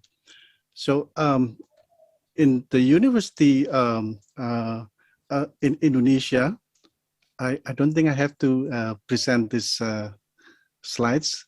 So, I'm sorry, the organization, yeah, thank you. So basically, we have, as Dr. Kevin Oliver mentioned, that Indonesia is an archipelago country with lots of islands, lots of provinces, lots of many district and sub-districts area in the countries. So we try to actually embrace universities in the country to work together in the area of health, and especially university that has the area of working with animals health and human health as well as environment. In this case, we in the past we noticed that a lot of universities actually are working solely regionally. I mean, within the subnational level in their own silo, and by recruiting the university as a member of the Indohun, we like to actually have a collaboration among them. And by having them in the Indohun network, we would like also to strengthen the collaboration, communication, and coordination, as well as building the capacity among these members in Indohun. And I would also mention that one of the previous experience that I was involved in the USAID Predict in Indonesia project. That is a project sponsored by the USAID, and we had collaborations with local universities in the area when we had to sample the specimens from wildlife, as well as the local offices from different sectors of ministries, like Ministries of Agriculture, Ministry of Health, and also Ministries of Environment and Forestry. And also we collaborate with the global partners from the Predict Global Consortium, consisting the UC Davis EcoHealth Alliance, WCS, the Smithsonian Institutions, as well as the Metabiota. For Indonesia, we collaborated with the EcoHealth Alliance. And in this case, we also focus on the activities of doing the surveillance of pathogens, viral pathogens in wildlife, especially from the Tritaxa, the bats, the Chiroptera order, as well as the rodents and also the non-human primates. So having these experiences, we noted that it is not possible that at one sector we can do something alone. So basically we have to again collaborate and coordinate with the other sectors, and we need to have a better communication as well. And we have seen a lot of success stories that locally we have contributed through this project. I think that is the introduction from me. Thank you.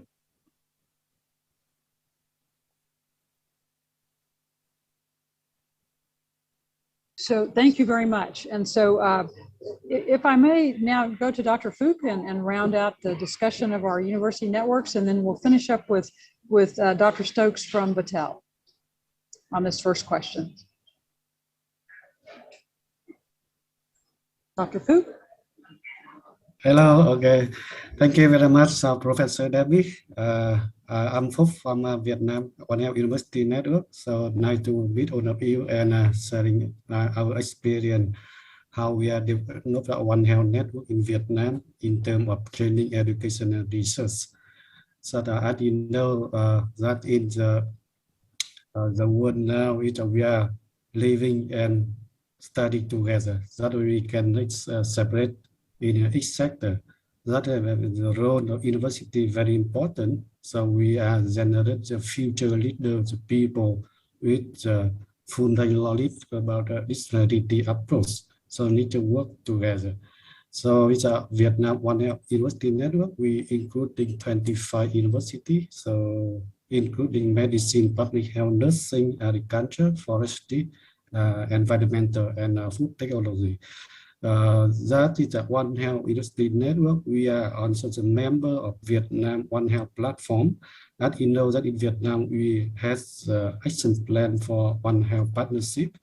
It's 5 years in 2016 to 2020, and now we are renew its second phase in 2021 and until 2025. So this recognized by government level. Also, it's a high commitment.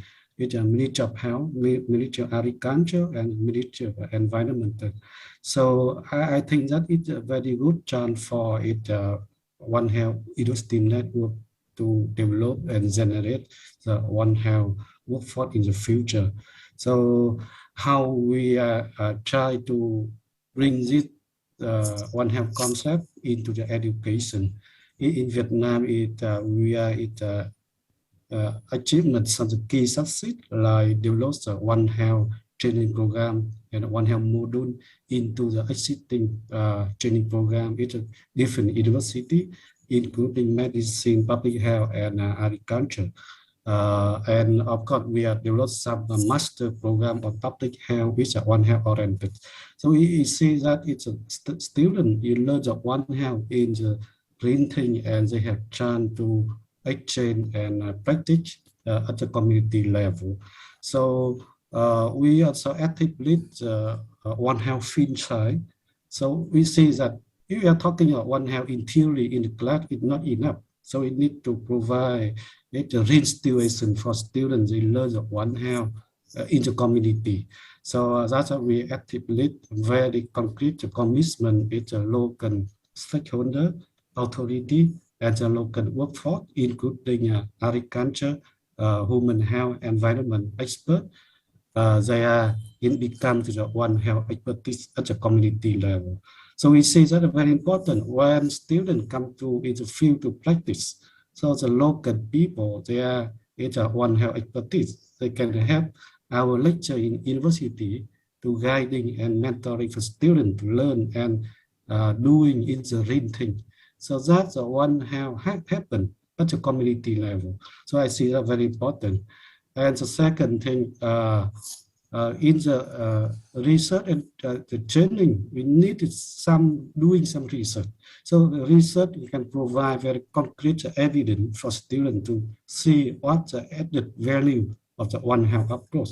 That's why we try to actively on when we call it a student outbreak response team, we call it SOT. So we get support from DCHA, and we actively lead the SOT team, including public health student, preventive medicine student, and vet student. They had chance to doing some outbreak investigation together. So with the support by the local professor, including the public health and vet and agriculture sector. So the other thing, I think that's very important for Vietnam now.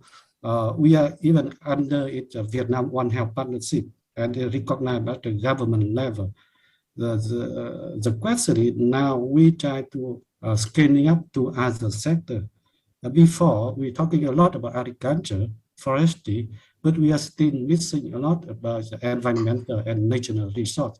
So now we're starting to bring some key topic, a very specific topic, how we can bring the environmental sector come to join our network. So the research activity and through the short course training, even like the plastic pollution that I mentioned. And before, I didn't hear anything about talking about the One Health, talking about the plastic pollution. So every day, it's plastic pollution a lot. People injected, animal injected plastic in the drinking water and the food system. So we see that if we are bringing very specific topic into the One Health, it could be easy to bring the different sector, different process come to join. And we see that in the long term, now we need to make very clear and recognize in an officer way by government level on some different sectors. They see that very clear. It's an added value that One Health approach through the very concrete outcome in education and training on some research finding. So that all from my side. Thank you. Thank you, Dr. Phuc. And so now, Dr. Stokes, you're following up the One Health University networks, and you've had a long history. You know a lot about these networks, but you have a different perspective. So, so what do you think about in terms of the value and the strength of networks versus individual institutions? So thank you, Dr. Koshivar, and it's wonderful to see all my colleagues that I have not seen for a while. And just to clarify, I recently retired from the federal government, the Department of Defense, DTRA. Dr. Phuc just mentioned some support that we provided to the Vietnam One Health University Network, and they're a wonderful partner. But I did work for DTRA for 10 years, and my role was a science manager for Southeast Asia. The program's goal was to provide capacity for biosafety, biosecurity, to help support the establishment and the growth of surveillance systems for animal and human disease surveillance, so completely One Health in its approach. And my job as a science manager was to develop research collaborations that would help strengthen all of the capacity that this program, that DTRA Biological Threat Reduction Program, put in place. So in doing so, I was privileged to work very closely with the Siahum folks at a regional level as well as at an individual country level. Being kind of a late comer to the field of global health security in Southeast Asia, my program had to very carefully assess what was successful, who was doing what, where, and what we could do to add value to already existing systems or activities or efforts that were in place or being put in place. So I tried very carefully to make that assessment, and in doing so, it was immediately clear that the One Health University Network, as part of PREDICT, One Health Workforce for the Emerging Pandemic Threats Program, and all of the USAID activities were ones that I needed to make sure and be aligned with and find ways to strengthen and leverage. So I think when you ask a question about synergies or the whole being greater than the sum of the parts, I think the One Health University Network is probably one of the best examples of that. Now, I recently retired, so just earlier this year, I did take a job with Battelle Memorial Institute, which is a nonprofit scientific organization that is devoted to using science for the good of mankind. And it's my hope that I will be able to continue to build bridges with my new position and to utilize all these wonderful connections and all of these efforts that are so successful and need to be supported continually through all of the different mechanisms that Dr. Joko mentioned and all of the previous panelist participants talked about at length. So thank you so much again. Over. Great, thank you. And I think you represent a very interesting bridge from your experiences with DITRA to now working with the foundation, which has, of course, a very close tie to the private sector with, yes, you know, in terms of Battelle as a company. And so, so that's great. Well, you know, we have some interesting questions coming in on the Q&A, and I want to recognize Mr. Beck. I'm told that your hand has been up for a little while. And so I just want to be sure, is that an old hand or a new hand?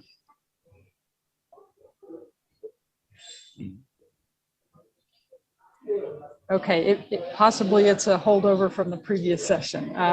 So let's go ahead and I'm going to take a couple of questions from the Q&A because they're good ones. The first is, in the previous session, it was discussed the importance of making the economic case for One Health. Are the university networks doing that? And if so, how, and has it been successful? And maybe couple that, as we talk about it, with the notion of sustainability of these One Health endeavors at the university level. So it's really two elements. Are students coming out understanding the economics of One Health? And number two, are you able, in the context of the university, to sustain your own One Health efforts? And anyone want to jump in first on that, or? I may try. Okay, great, thank you. Thank you, Dr. Kochevar. So yes, I think this is also related with the questions from a previous session that has not been answered from Dr. Azhar from IDDS USAID. Basically, sponsored by the international development agencies, it is a good start for activities to be conducted in the nation or in the country. And by having the initial activities sponsored by international agencies, probably it is something that needs to be implemented, and by any chance we have to engage and embrace the ministries as well in the country. So for the examples, Indohoon has lots of activities that also engaging the Ministry of Education and Culture and Research Technology. So in this here, we started to actually develop and build a stronger bridge with this Ministry of Education, Culture and Research Technology, with some programs that actually are quite active by this ministry. And by having the collaborations with this ministry, we hope that the funding will be sustainable, and the support from the ministry will eventually make the programs sustained, not depending on the international agencies all the time. So this is a good example, I think, for the Indohoon with the Ministry of Education, Culture and Research Technology that's developing some programs for the future as well. Thank you. That's a very relevant response to that question. Maybe just one quick follow on. As your students are studying One Health, I think often we think about medicine and veterinary medicine and the environment, but do we couple that in an interdisciplinary way with a study of economics so that they can, in fact, try to translate what they're doing into how to help stakeholders become more economically independent, so that for example, we decrease the need to cut down forests to create more agricultural land, that we have economic innovations that we bring to our communities as One Health practitioners that actually speak to the economics as well as to the technical piece. Does that make sense? The question? So do you think your students are acquiring that sense of economic urgency? So let me tackle not the students, since the economic aspects. We have to admit that we have not done enough in terms of quantifiable. The cost benefit analysis of the investment in strengthening the One Health professional. I think that those we need really to engage more the health economists to really help quantify that. But what we try to do, I think, is try to leeway on that. That we know that One Health workforce is essential to address the global health security systems. So with that, to whatever that we do at the university level, we try to encourage and strongly encourage the researcher faculty members at the university really try to craft not only the research piece, but try to transform those research into the policy recommendations. So that's how we try to convince that the strengthening or institutionalized One Health is really critical. And come back to the questions of really the student should be addressed. So when we address shaping up a program, we try to identify the needs and gap in the industry.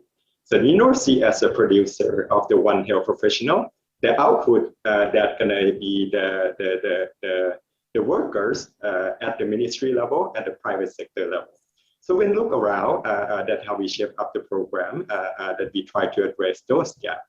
So we say that, the university network, we really try to respectful of the country system, that they really have to have a certain level of competencies to graduate and get those degrees. But what we have been seeing all the time, right, among the worlds, including the World Economic Forum, that's saying that once the students are graduated, they're really ready for the world of work. So with that in mind, right, so we try to emphasize on that why the student when graduated, why they are struggling in terms of at the workplace.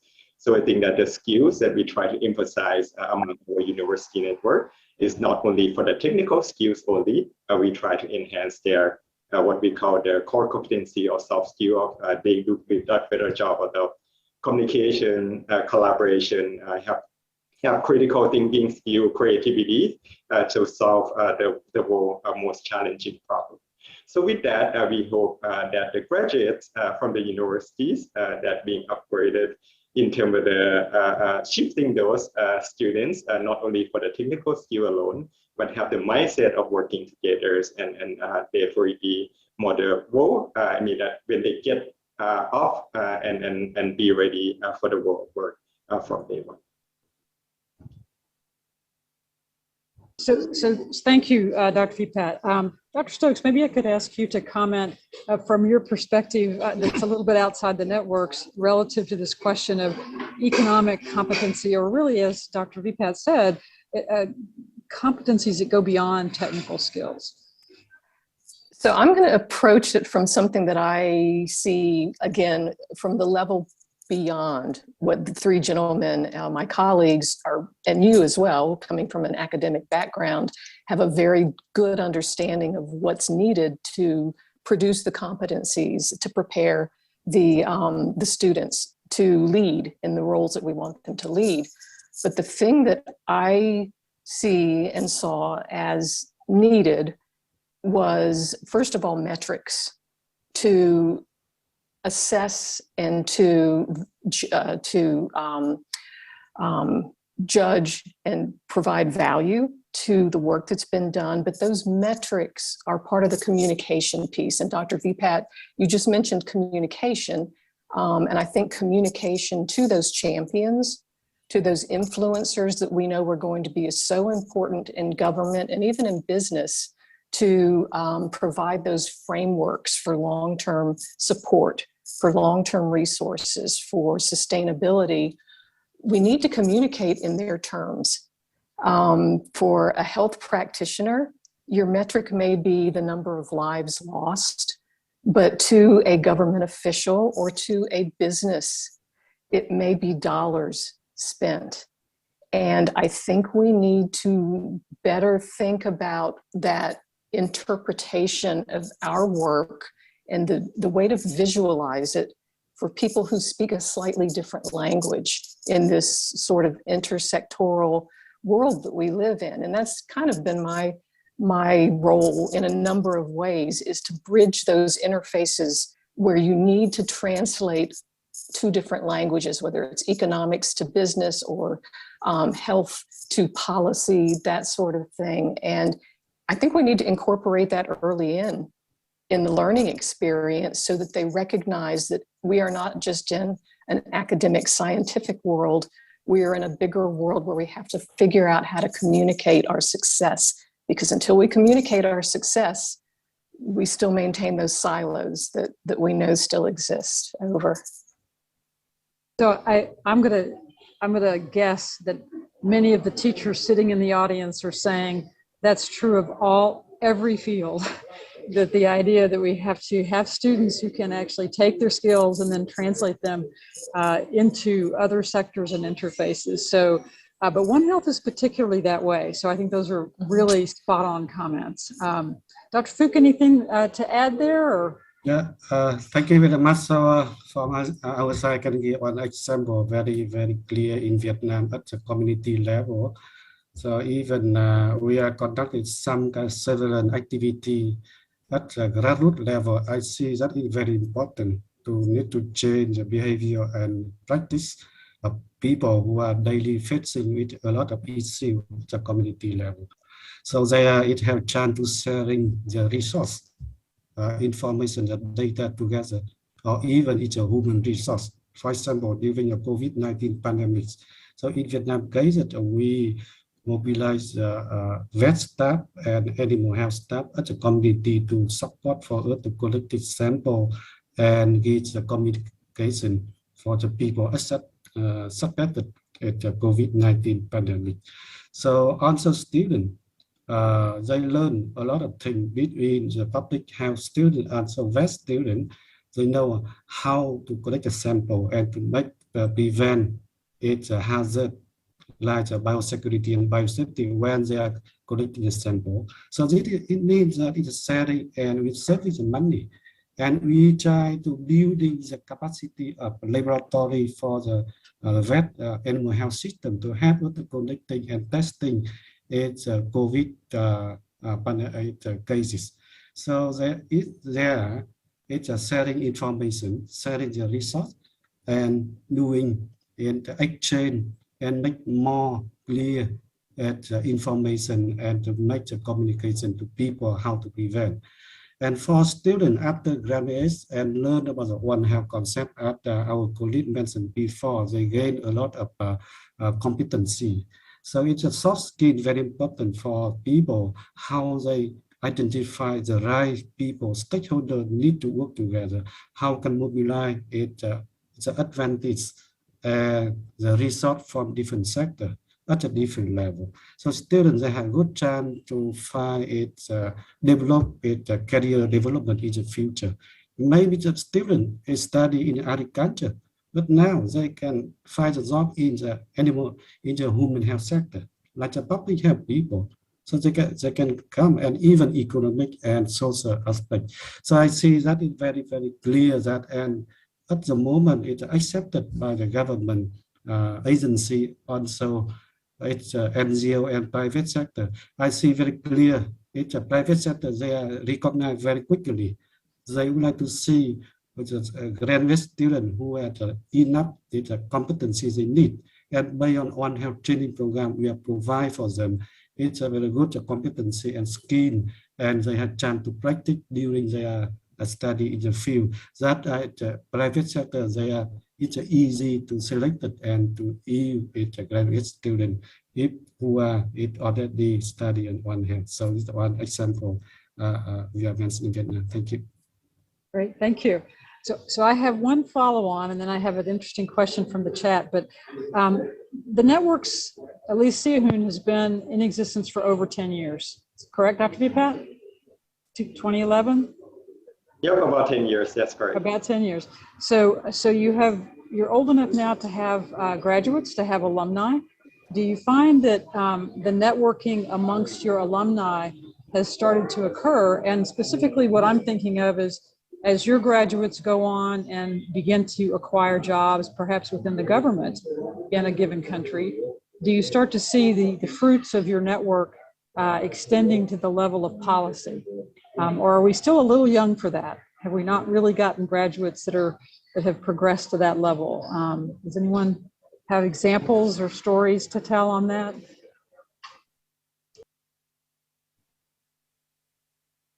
So let my colleagues think. So even though we say that we established about 10 years ago, so to establish any network generally takes quite some time to get hit the ground and running, establish, formalize the network. So I would say that the formal probably the first 4 years or so, that's kind of getting the people together is getting important before we can actually build the capacity of One Health workforce. We have to build capacities of our young network of ourselves. So that's the initial years being spent. So we talk about the later years, maybe a later half of that. That's how we can try to expand. We have the curriculum and programs try to build the network and the capacity of that. So in terms of in short, to answer your questions, I think we are a bit too young to see that impact of how our graduates are being climbing the ladder to be policymakers. But we see that they're moving from their graduated, get the interest, right, the undergrad, to study the master degree, focusing more on the One Health related field, and some are actually working in organization related to One Health. So I'm not quite sure whether my colleagues have the specific example of their graduates since they're younger. I think Martha has her hand up. Yes, please. So I just want to note that, yes, it's young, and it's probably too soon to see concrete examples of graduates of the specific One Health University network timeline, but don't forget that there's informal networks that are strong. And I've got 2 examples from my colleagues here. Unfortunately, Dr. Joko, I have not worked with you, and I'm so sorry for that, but Dr. Vipat, for years, I worked in Thailand with a particular scientist in bat research who was doing One Health work, and a lot of her colleagues in the wildlife sector and in the animal health sector came from Kesetsart University, and great many of them now are in government positions. So that's an existing network that has infiltrated up into the government of Thailand. And with Dr. Phuc, worked very closely with him on some activities in Vietnam, and did not realize until I was sitting in a coffee shop one morning with him and a bunch of colleagues that were from college in Vietnam and other places together. And they, in the same way, have moved up into very important positions in government labs and in government agencies. And so I think if there's a mechanism to connect those existing, possibly informal networks with the students coming up within the One Health University network, it might be an idea to begin to bridge and to assimilate them quickly, as opposed to coming out and forming a new network, because by golly, they already exist and they're successful. Over. That's a great answer, and I think it's what we wish happens at every university with our graduates. And it's difficult. There was a question earlier in the chat about the value of One Health graduates. Does that equate to something that someone would want to employ? And I think what you've just said is that yes, there is a tangible value to these One Health skills, and that when students network in the way that you sort of described, that really starts to come out. And we should be careful to try to keep metrics on that, because it's very persuasive. Yes. It's very persuasive. So let me move again to one of the questions from the chat. And this one is maybe a little bit what we've been talking about, but more near term. And that is, if in the long term we hope our One Health graduates do have policy roles. What about the immediate need for strategic roles and expanding regional capacity for responding to outbreaks or to One Health crises?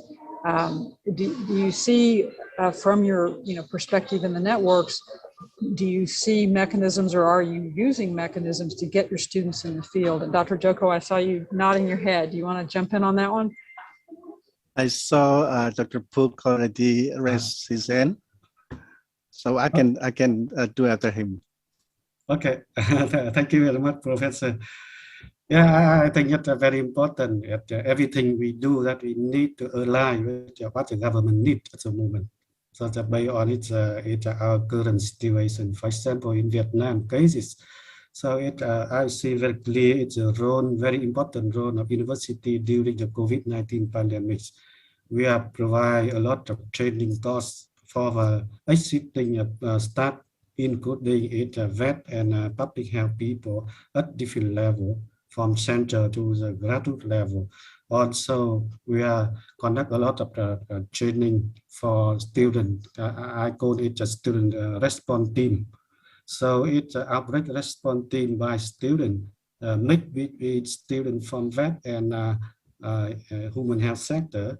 They have a chance to take a lot of knowledge and experience how to outbreak investigation.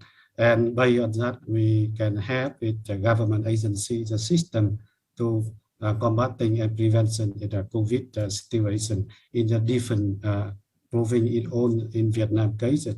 So in the long term, we see that very important. We try university to develop some CME, with a continuing medical education for the existing professional and staff at the province and district level. So actually at this week, we are conduct one short-cut 3 days in one district for all public health and vet staff at the commune and district level. They are sharing the data information on the zoonotic disease. So they have available data, but they don't know how to interpret the data together. Before they are separately. But now we try to improve the capacity because they need. If they need to be clear how to use available data, they can easy to make a plan and estimate that in the future. So we see that because the university is a center, so all the leader and staff, they must be studied through the university. So the university is the center to connecting with a higher level, the policy maker, also the government agency, also people who are working in the grad level. So I see very clear it's a university role. But before that, we need to know that what is where we are, what we are enough capacity. So we need to improving our capacity first, and based on that, we can improving its capacity for the network for in a higher level, also at the community level. So that it's from my side. Thank you. Thank you, Dr. Phuc. Dr. Joko. Yes, thank you, Dr. Kochivar. So I joined the Indonesia One Health University Network just maybe 6 months ago. Yeah, so I may not be able to give you examples from the experience of Indohoon as complete as probably Prof. Agus as a coordinator of the Indohoon, but allow me to give an example from different angle about the success story that we probably have experienced from my previous involvement with the project from USAID as well.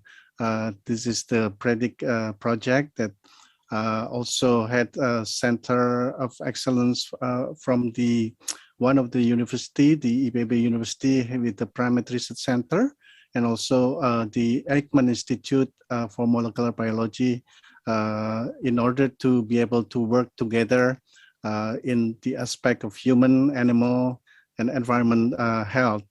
And in past experience, we are working mainly with animal specimens but we can also teach and also give some training to laboratories in the Ministry of Agriculture as well as Ministry of Health to conduct or to get trained with the predict laboratory protocols. That basically is something that we can detect pathogens at not at the species specific level, but probably at the higher genus or family level. So this is something that is very good for tools that we need to have for the surveillance, especially if we are searching for new pathogens, and not just being used as a new emerging pathogens searching, but this is something that the labs from the Ministry of Agriculture actually applied and implement in the investigation of the animal diseases. And so from 8 disease investigation centers within the Ministry of Agriculture, they can also use this predict lab protocol to identify something they previously undetected, unidentifiable. With this protocol, they actually be able to identify the pathogens from the cases or from the outbreaks that they've seen in the field. So this is like a success story, I should say, that the university actually pre-rolls with the government's labs. And the other examples, probably as you probably aware about the involvement of all laboratories in the university in doing the test for COVID-19. This is something that not every lab actually are ready. And in terms of the management of biorisk, like the biosafety, biosecurity, they are not in a situation that might be safe and secure in working with these activities. But in Indohoon, again, as part of this network, we embrace these laboratories along the nations in the universities, and we give some trainings in biosafety, biosecurity management. So basically, this is something that we also conducting by the importance of this One Health University Network in order to be able to increase or strengthening the importance of biorisk management in the laboratory. I hope that also includes one of the examples. Thank you. No, that's an excellent answer, and really makes very immediate the things that the networks can contribute in the face of a pandemic like COVID. So, so thank you. I want to shift gears just a little bit and say, if you were going to start a new One Health network tomorrow, what would be the hardest part of that? And what gaps do you see in your resources now? And the reason partly that I'm asking that is because, as has been noted in one of the questions, right now the G20 is thinking about, what should they be doing? What can they do to support One Health? And so is it supporting research? Is it supporting the One Health University networks? So if you could tell them what your biggest problem is in terms of sustainability or in terms of resourcing your networks or making new networks, what would you want them to hear from you that would help them be a good partner and help them support the university educational effort, workforce capacity, and the research that comes from that?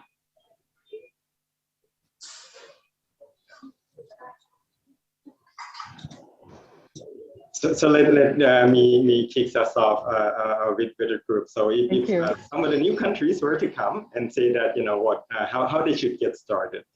So I would say that financial resources can be among one of them, but not the solely one of all. I think that was the session 1, and we heard some of the session 2. So I think that the leadership find some of the champion who really want to drive the network to start something new, because it's very difficult and really need the leadership and the champion in pushing things through. So because it's going to take hard work, it's going to take quite a bit of time to foster any network that's going to come up. So since the leadership cannot work alone, so they need a teamwork, right? So they need committed team members, consolidated not only the champion side, but you have to gather at least a member of the team who help to drive the work forward, and to foster that among different universities. We talk about university is that we have to have a willingness to collaborate. So we have to really think, the university have to really think beyond the individual universities and have the willingness to collaborate on that.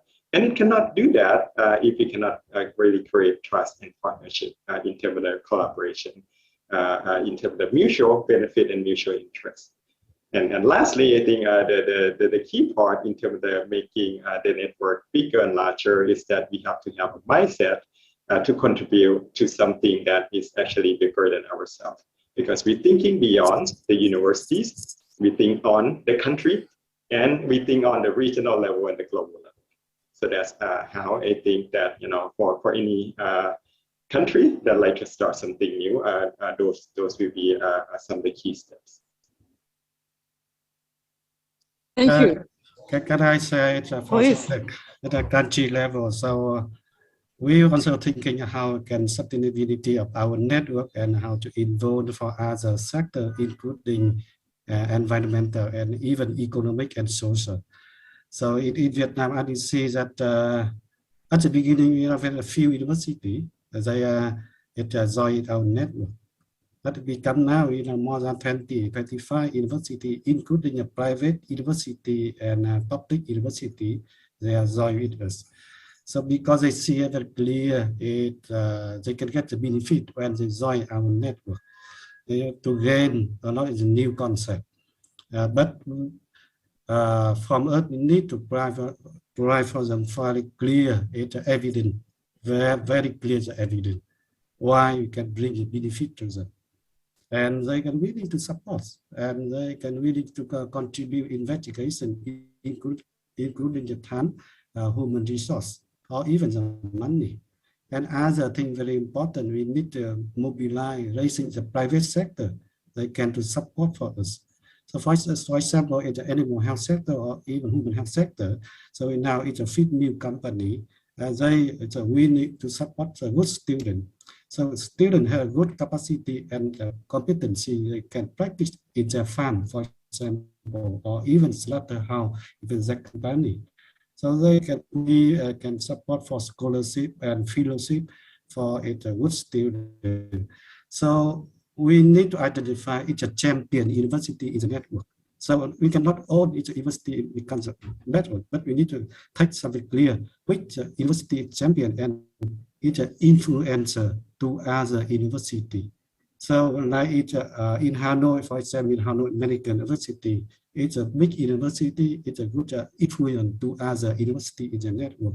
So if they become the champion, it will encourage other sector, and they can join and link with One Health approach. So one is a good example, and I think that's very important. And long term, we need to make very clear it's recognized by the higher level. It's a training program, it must be recognized by the Ministry of Education and Training. They see that the training program should be trained, like the teaching method. It's increasing more time for the teaching in the field, less time teaching in the class. So make the people, it's why we starting slowly to change. And I see that it's very clear the way we can expand it and keep the sustainability of it's a network on the One Health. Thank you. Thank you, Dr. Phuc. I'd like to turn to Dr. Stokes, because resource mobilization is sort of, I would imagine, where your thoughts have turned to since you've changed your gear.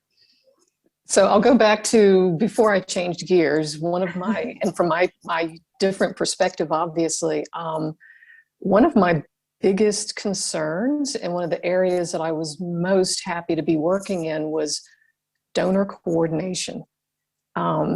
It's a gap.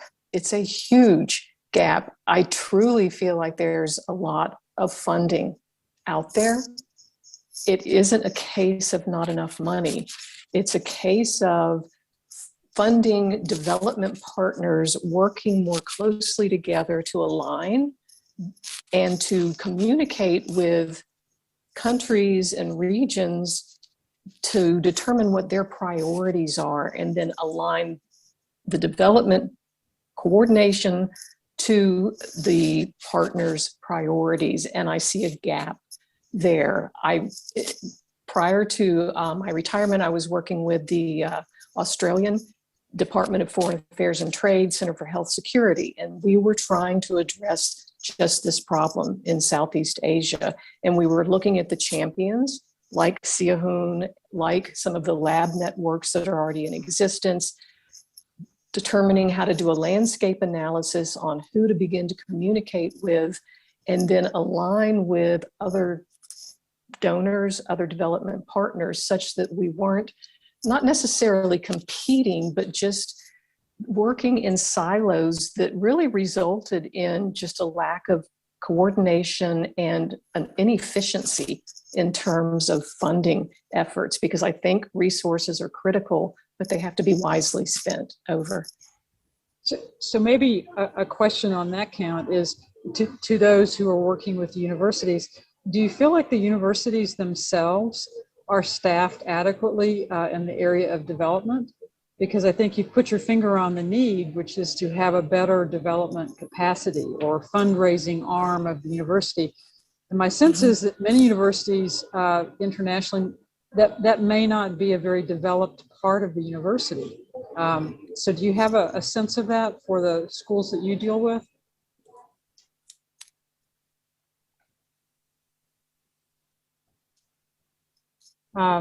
Maybe Dr. Phiphat, I'll come to you first, because you've dealt with so many schools in the form of Siahun. Do you often find that that there are individuals or whole groups of people who are dedicated to raising funds or raising resources for the university, or is that really not a very common thing? I think we like to refer back to the concept we are established with the initiative of USAID. I think that thought, that the formation of the network is really critical. So what I think that is the workforce development is critical and key for the global health securities. So that's why they want to institutionalize One Health education and training into the universities, because university will continue to exist for a long time. Faculty members, researchers are normally working in their field, not moving around that much compared to the ministry level. So we look at another anchor point, not only trying to really just invest the funds, but I think the funds to initiate the university to realize the importance of One Health, so that they can incorporate the One Health concept and training into their university teaching and training curriculum. So once they've incorporated, the university are funded by the government. So they continue to foster and develop a One Health professional for years to come. So that's been the model of developing this university network, and try to raise the awareness, the importance of One Health educations, and incorporate that into the universities, so that will be long-term sustainability with less, can be even less financial support. But the financial support can be just to enhance and to do work even more. So you see that the government piece to that obviously is the biggest, and their value of One Health and their willingness to support One Health is a foundation upon which perhaps other support then is built. Dr. Joko, I see you nodding your head. Do you have any observations on that from your perspective? A little bit different, the situation that as probably, Indonesia is a large country, and maybe in some areas we have different capacity of university at one island and compared to the other islands. And I think that one strategy that we should also try to embrace university, ideally that one university with the 3 schools or faculties that has the interest in animal, human, and environment health would be an ideal situation. But we have to be realistic that at some provinces, at some remote area, the university might not have these 3 components at once. And so one university might have a strong interest in the environment, but they can also be embraced by other university in the other islands that might have a strength in the other components of the One Health. So I think in Indonesia, we are not requiring that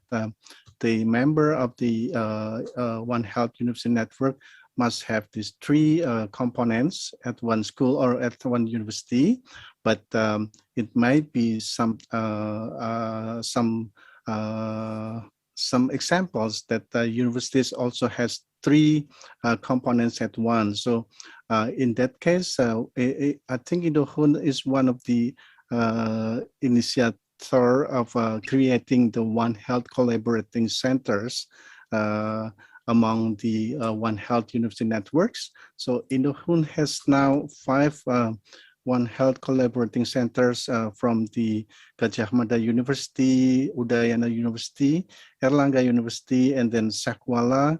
And then the latest one is from Cendrawasih University. So basically this is something ideal, but again, some other university might not have the 3 components at one university. So we should be able to embrace them from different aspects as well. Yeah. I think that's such an important idea, and it's I think it's true again outside of One Health that universities anymore are challenged to maintain multiple areas of expertise because it's expensive, it's difficult to do, and so to partner and to form centers and collaboratives is really A, it's a very One Health approach, but B, it's just very practical. Do you see an opportunity in that idea of centers for the Joint Plan of Action, the One Health Joint Plan of Action, to have a to-do?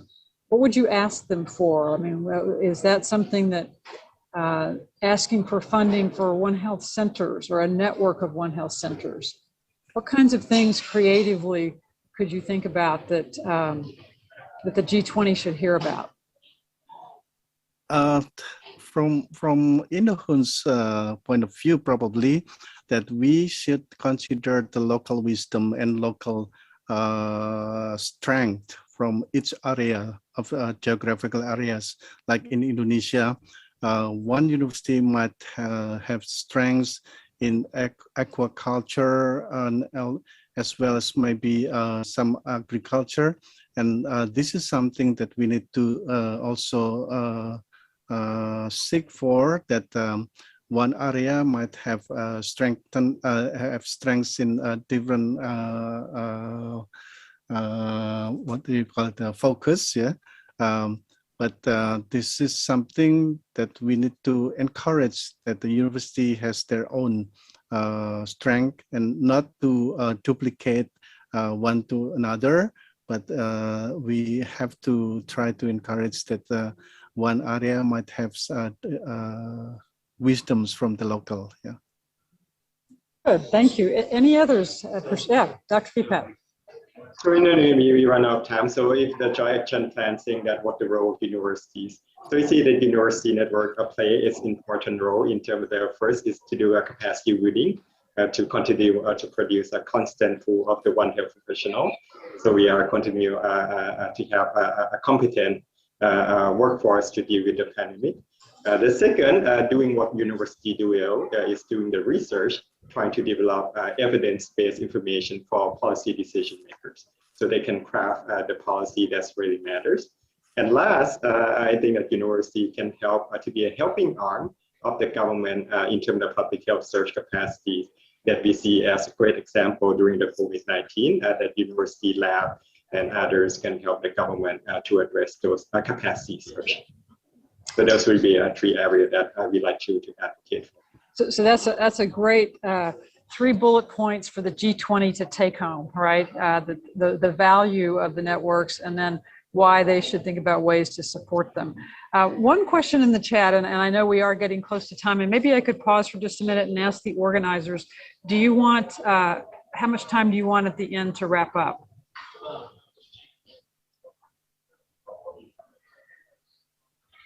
Kevin, are you there? All right, well, we're just going to keep going then. So one very interesting question in the chat, which I think builds a little bit on what we've been talking about, and that has to do with the role of technology. And specifically, artificial intelligence was an example in the question, but the idea of defining and extending processes digitally. And so when we think of graduates today in One Health, we think of, again, the technical scientific disciplines. Do you see a selling point of One Health would be to move into a digital data, enhancing data flow and use? I know that probably got touched on in the first set of first discussions this evening. Do you see your networks making that a priority?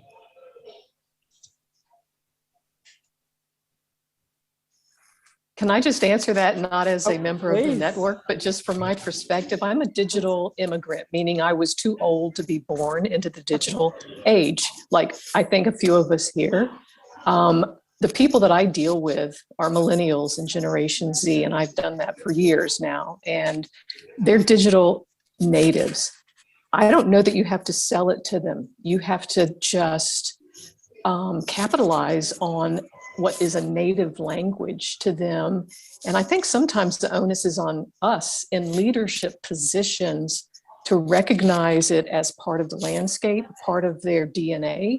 They were born with a mouse instead of a hand, right? And they don't think the same way that we do, but they are our leaders. They're already becoming our leaders. They will become our leaders, and it's our job to help them, not fight them. So I don't know if it's the case of accepting it or accelerating it. I think it's just a case of recognizing it's there and working with it somehow. Sorry, didn't mean to jump in front of the educators. No, I actually think your point is very practical, and I know we talk a lot about the fact that we have databases that are really important in human medicine, animal medicine, and the environment, and often they don't speak to each other. And so, yes, as you say, the digital native doesn't take that as an obstacle. They take that as just, a problem to be solved, and it's not as intimidating. Let them solve it. Let them solve it. So unfortunately, I do think they want about 10 minutes to wrap up the session.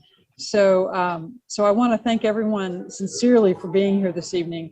I do believe that the G20 needs to hear a lot more about education and about the research that goes hand in hand with it. And so you guys have been the pioneers of really bringing One Health to a different level in education. And our educational institutions are amongst the most stable entities in many countries. And so to use them as a basis for One Health and to really build capacity, workforce capacity, is so important. So any last, just very brief comments that you'd like to leave your listeners with tonight?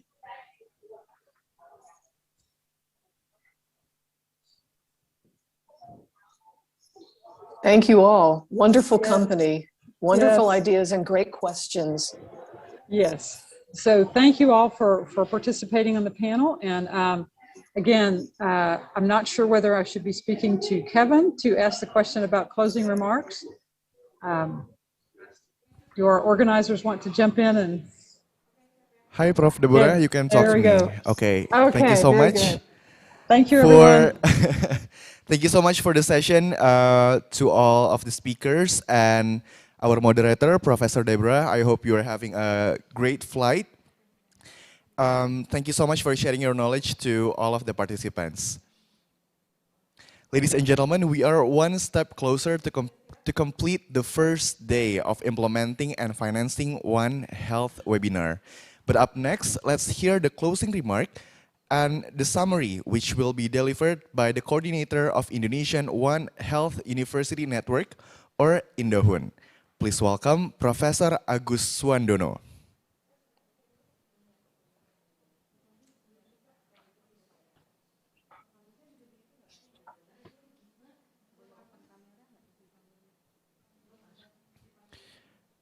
Professor Agus, are you there?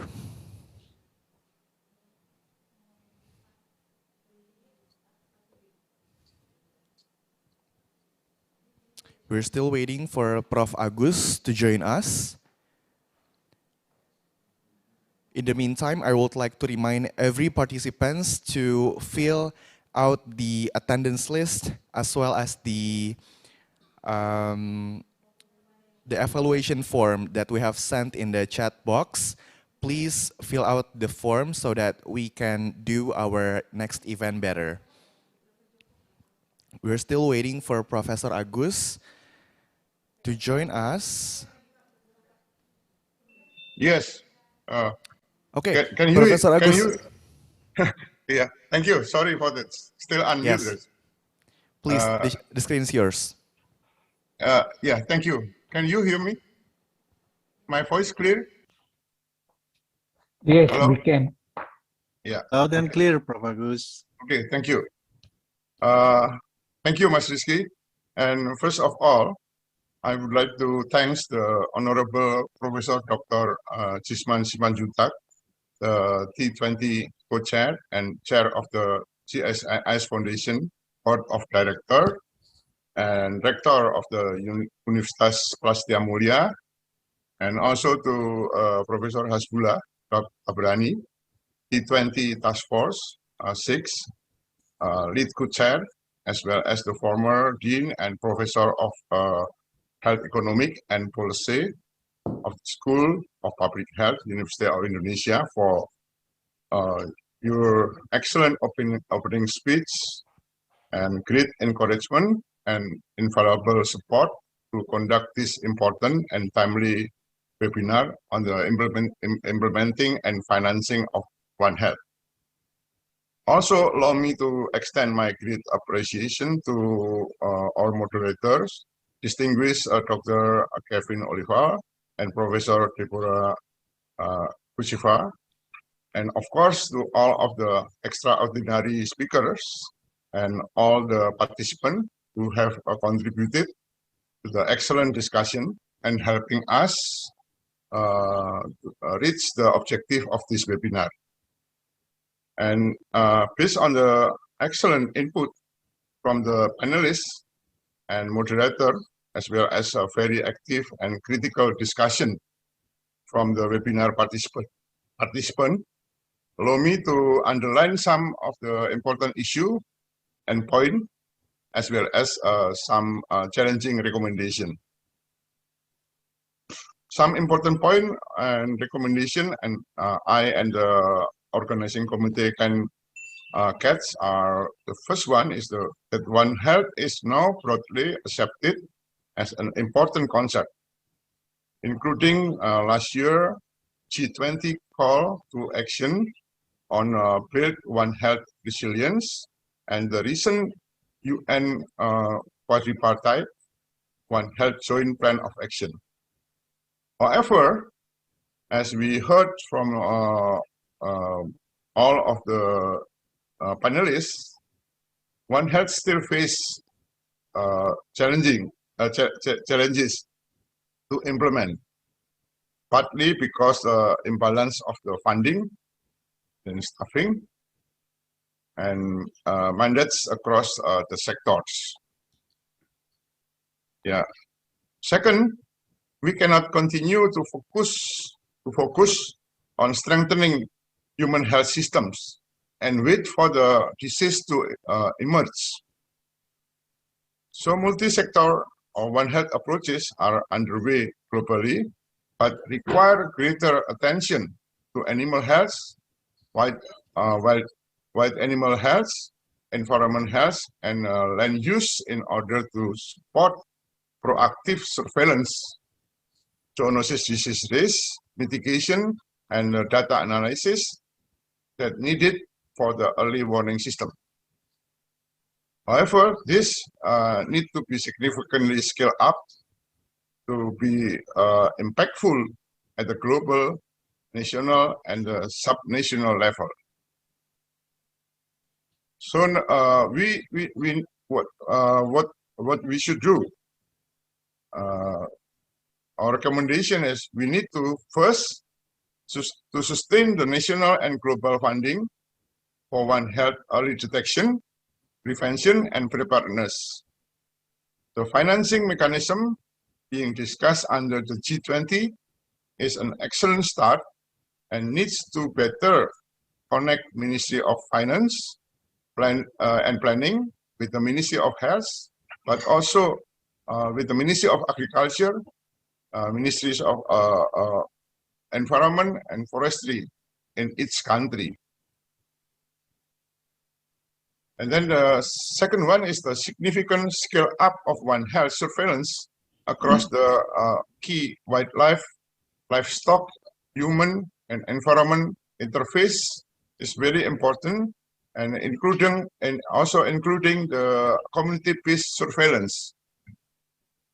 Number three is the build on what working today and put political and financial resources to strengthen One Health cooperation, coordination, collaboration, communication, and building capacity mechanism at the regional and national, sub-national, and the community levels. Number four is to develop and expand the interoperable, open, and rapid data sharing mechanism across sector. This is within the countries and among the countries. Number five is to have a workforce that take on this challenge, strengthening One Health research networks and workforce education and training. And the government are encouraged to leverage the capacity of university network, universities, NGO, industry, and private sector. I have another one that I got it from the discussion, is to intensify and to building the capacity of the community in cutting off the human-animal environment interface, balancing the ecosystem, and considering the use of the positive local culture, network, organization, and local wisdom. Hopefully, this important point and recommendation can be the input to the side event of the One Health G20 and also to the main event of the G20. In this opportunity, allow me to thanks to our One Health Workforce Consortium team at the global, regional, and the country level, represented by the EcoHealth Alliance, SIHUN, and INDOHUN respectively, that developed the proposal and term of reference of this webinar, and especially to the Dr. Kevin Olivers, Ava Sullivan, John Epstein, Alice Stevenson, Dr. Vipat, and Dr. Joko. Also, special thanks to Pak Timenke and Monica for their excellent suggestion and help. Of course, allow me to also to extend my best appreciation to Prof. Hasbullah and his staff, Aulia, Rizky, and the others. That's all that I can say. Once more, thank you for everyone who contributed to this webinar, and see you tomorrow evening for the second days of the webinar, which will focus on the financing of One Health. Good morning, good afternoon, and good evening, and may God bless all of us. Thank you very much. Back to you, Mas Rizky. Thank you, Prof. Agus. All right, thank you, Professor Agus, for delivering the closing remark and summarizing the entire event. Ladies and gentlemen, that marks the end of tonight's webinar. Once again, we would like to thank all of the speakers, moderators, and participants for joining us tonight. And once again, we would like to remind all participants to fill out the attendance form and evaluation form that have been sent in the chat box earlier. And also, you can rewatch One Health related videos on the link that is shown on the screen right now. We also would like to inform you, all attendees, about our next event to be held on June 6 to 9 under the title of Health Working Group Meeting and One Health Site event organized by the Ministry of Health of Indonesia.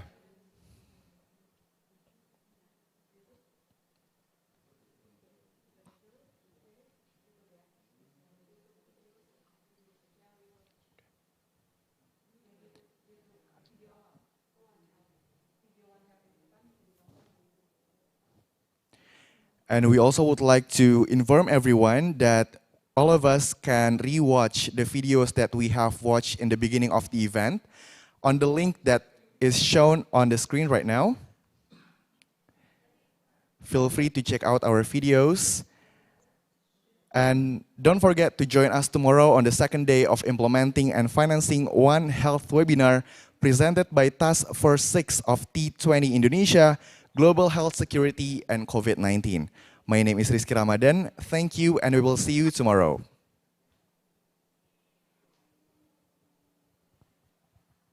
Thank you. Thank you. Thank you. Terima kasih. Everybody. Terima kasih. Yeah.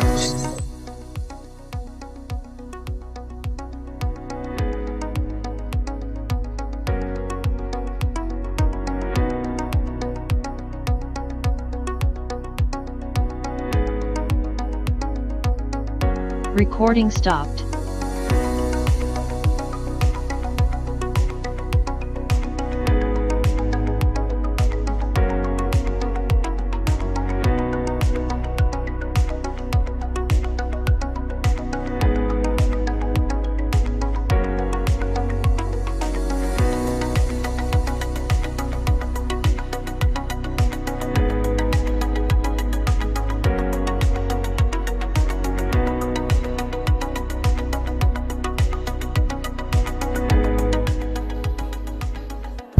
Oke, bismillahirrahmanirrahim. Terima kasih banyak teman-teman, Puri Mas Rama.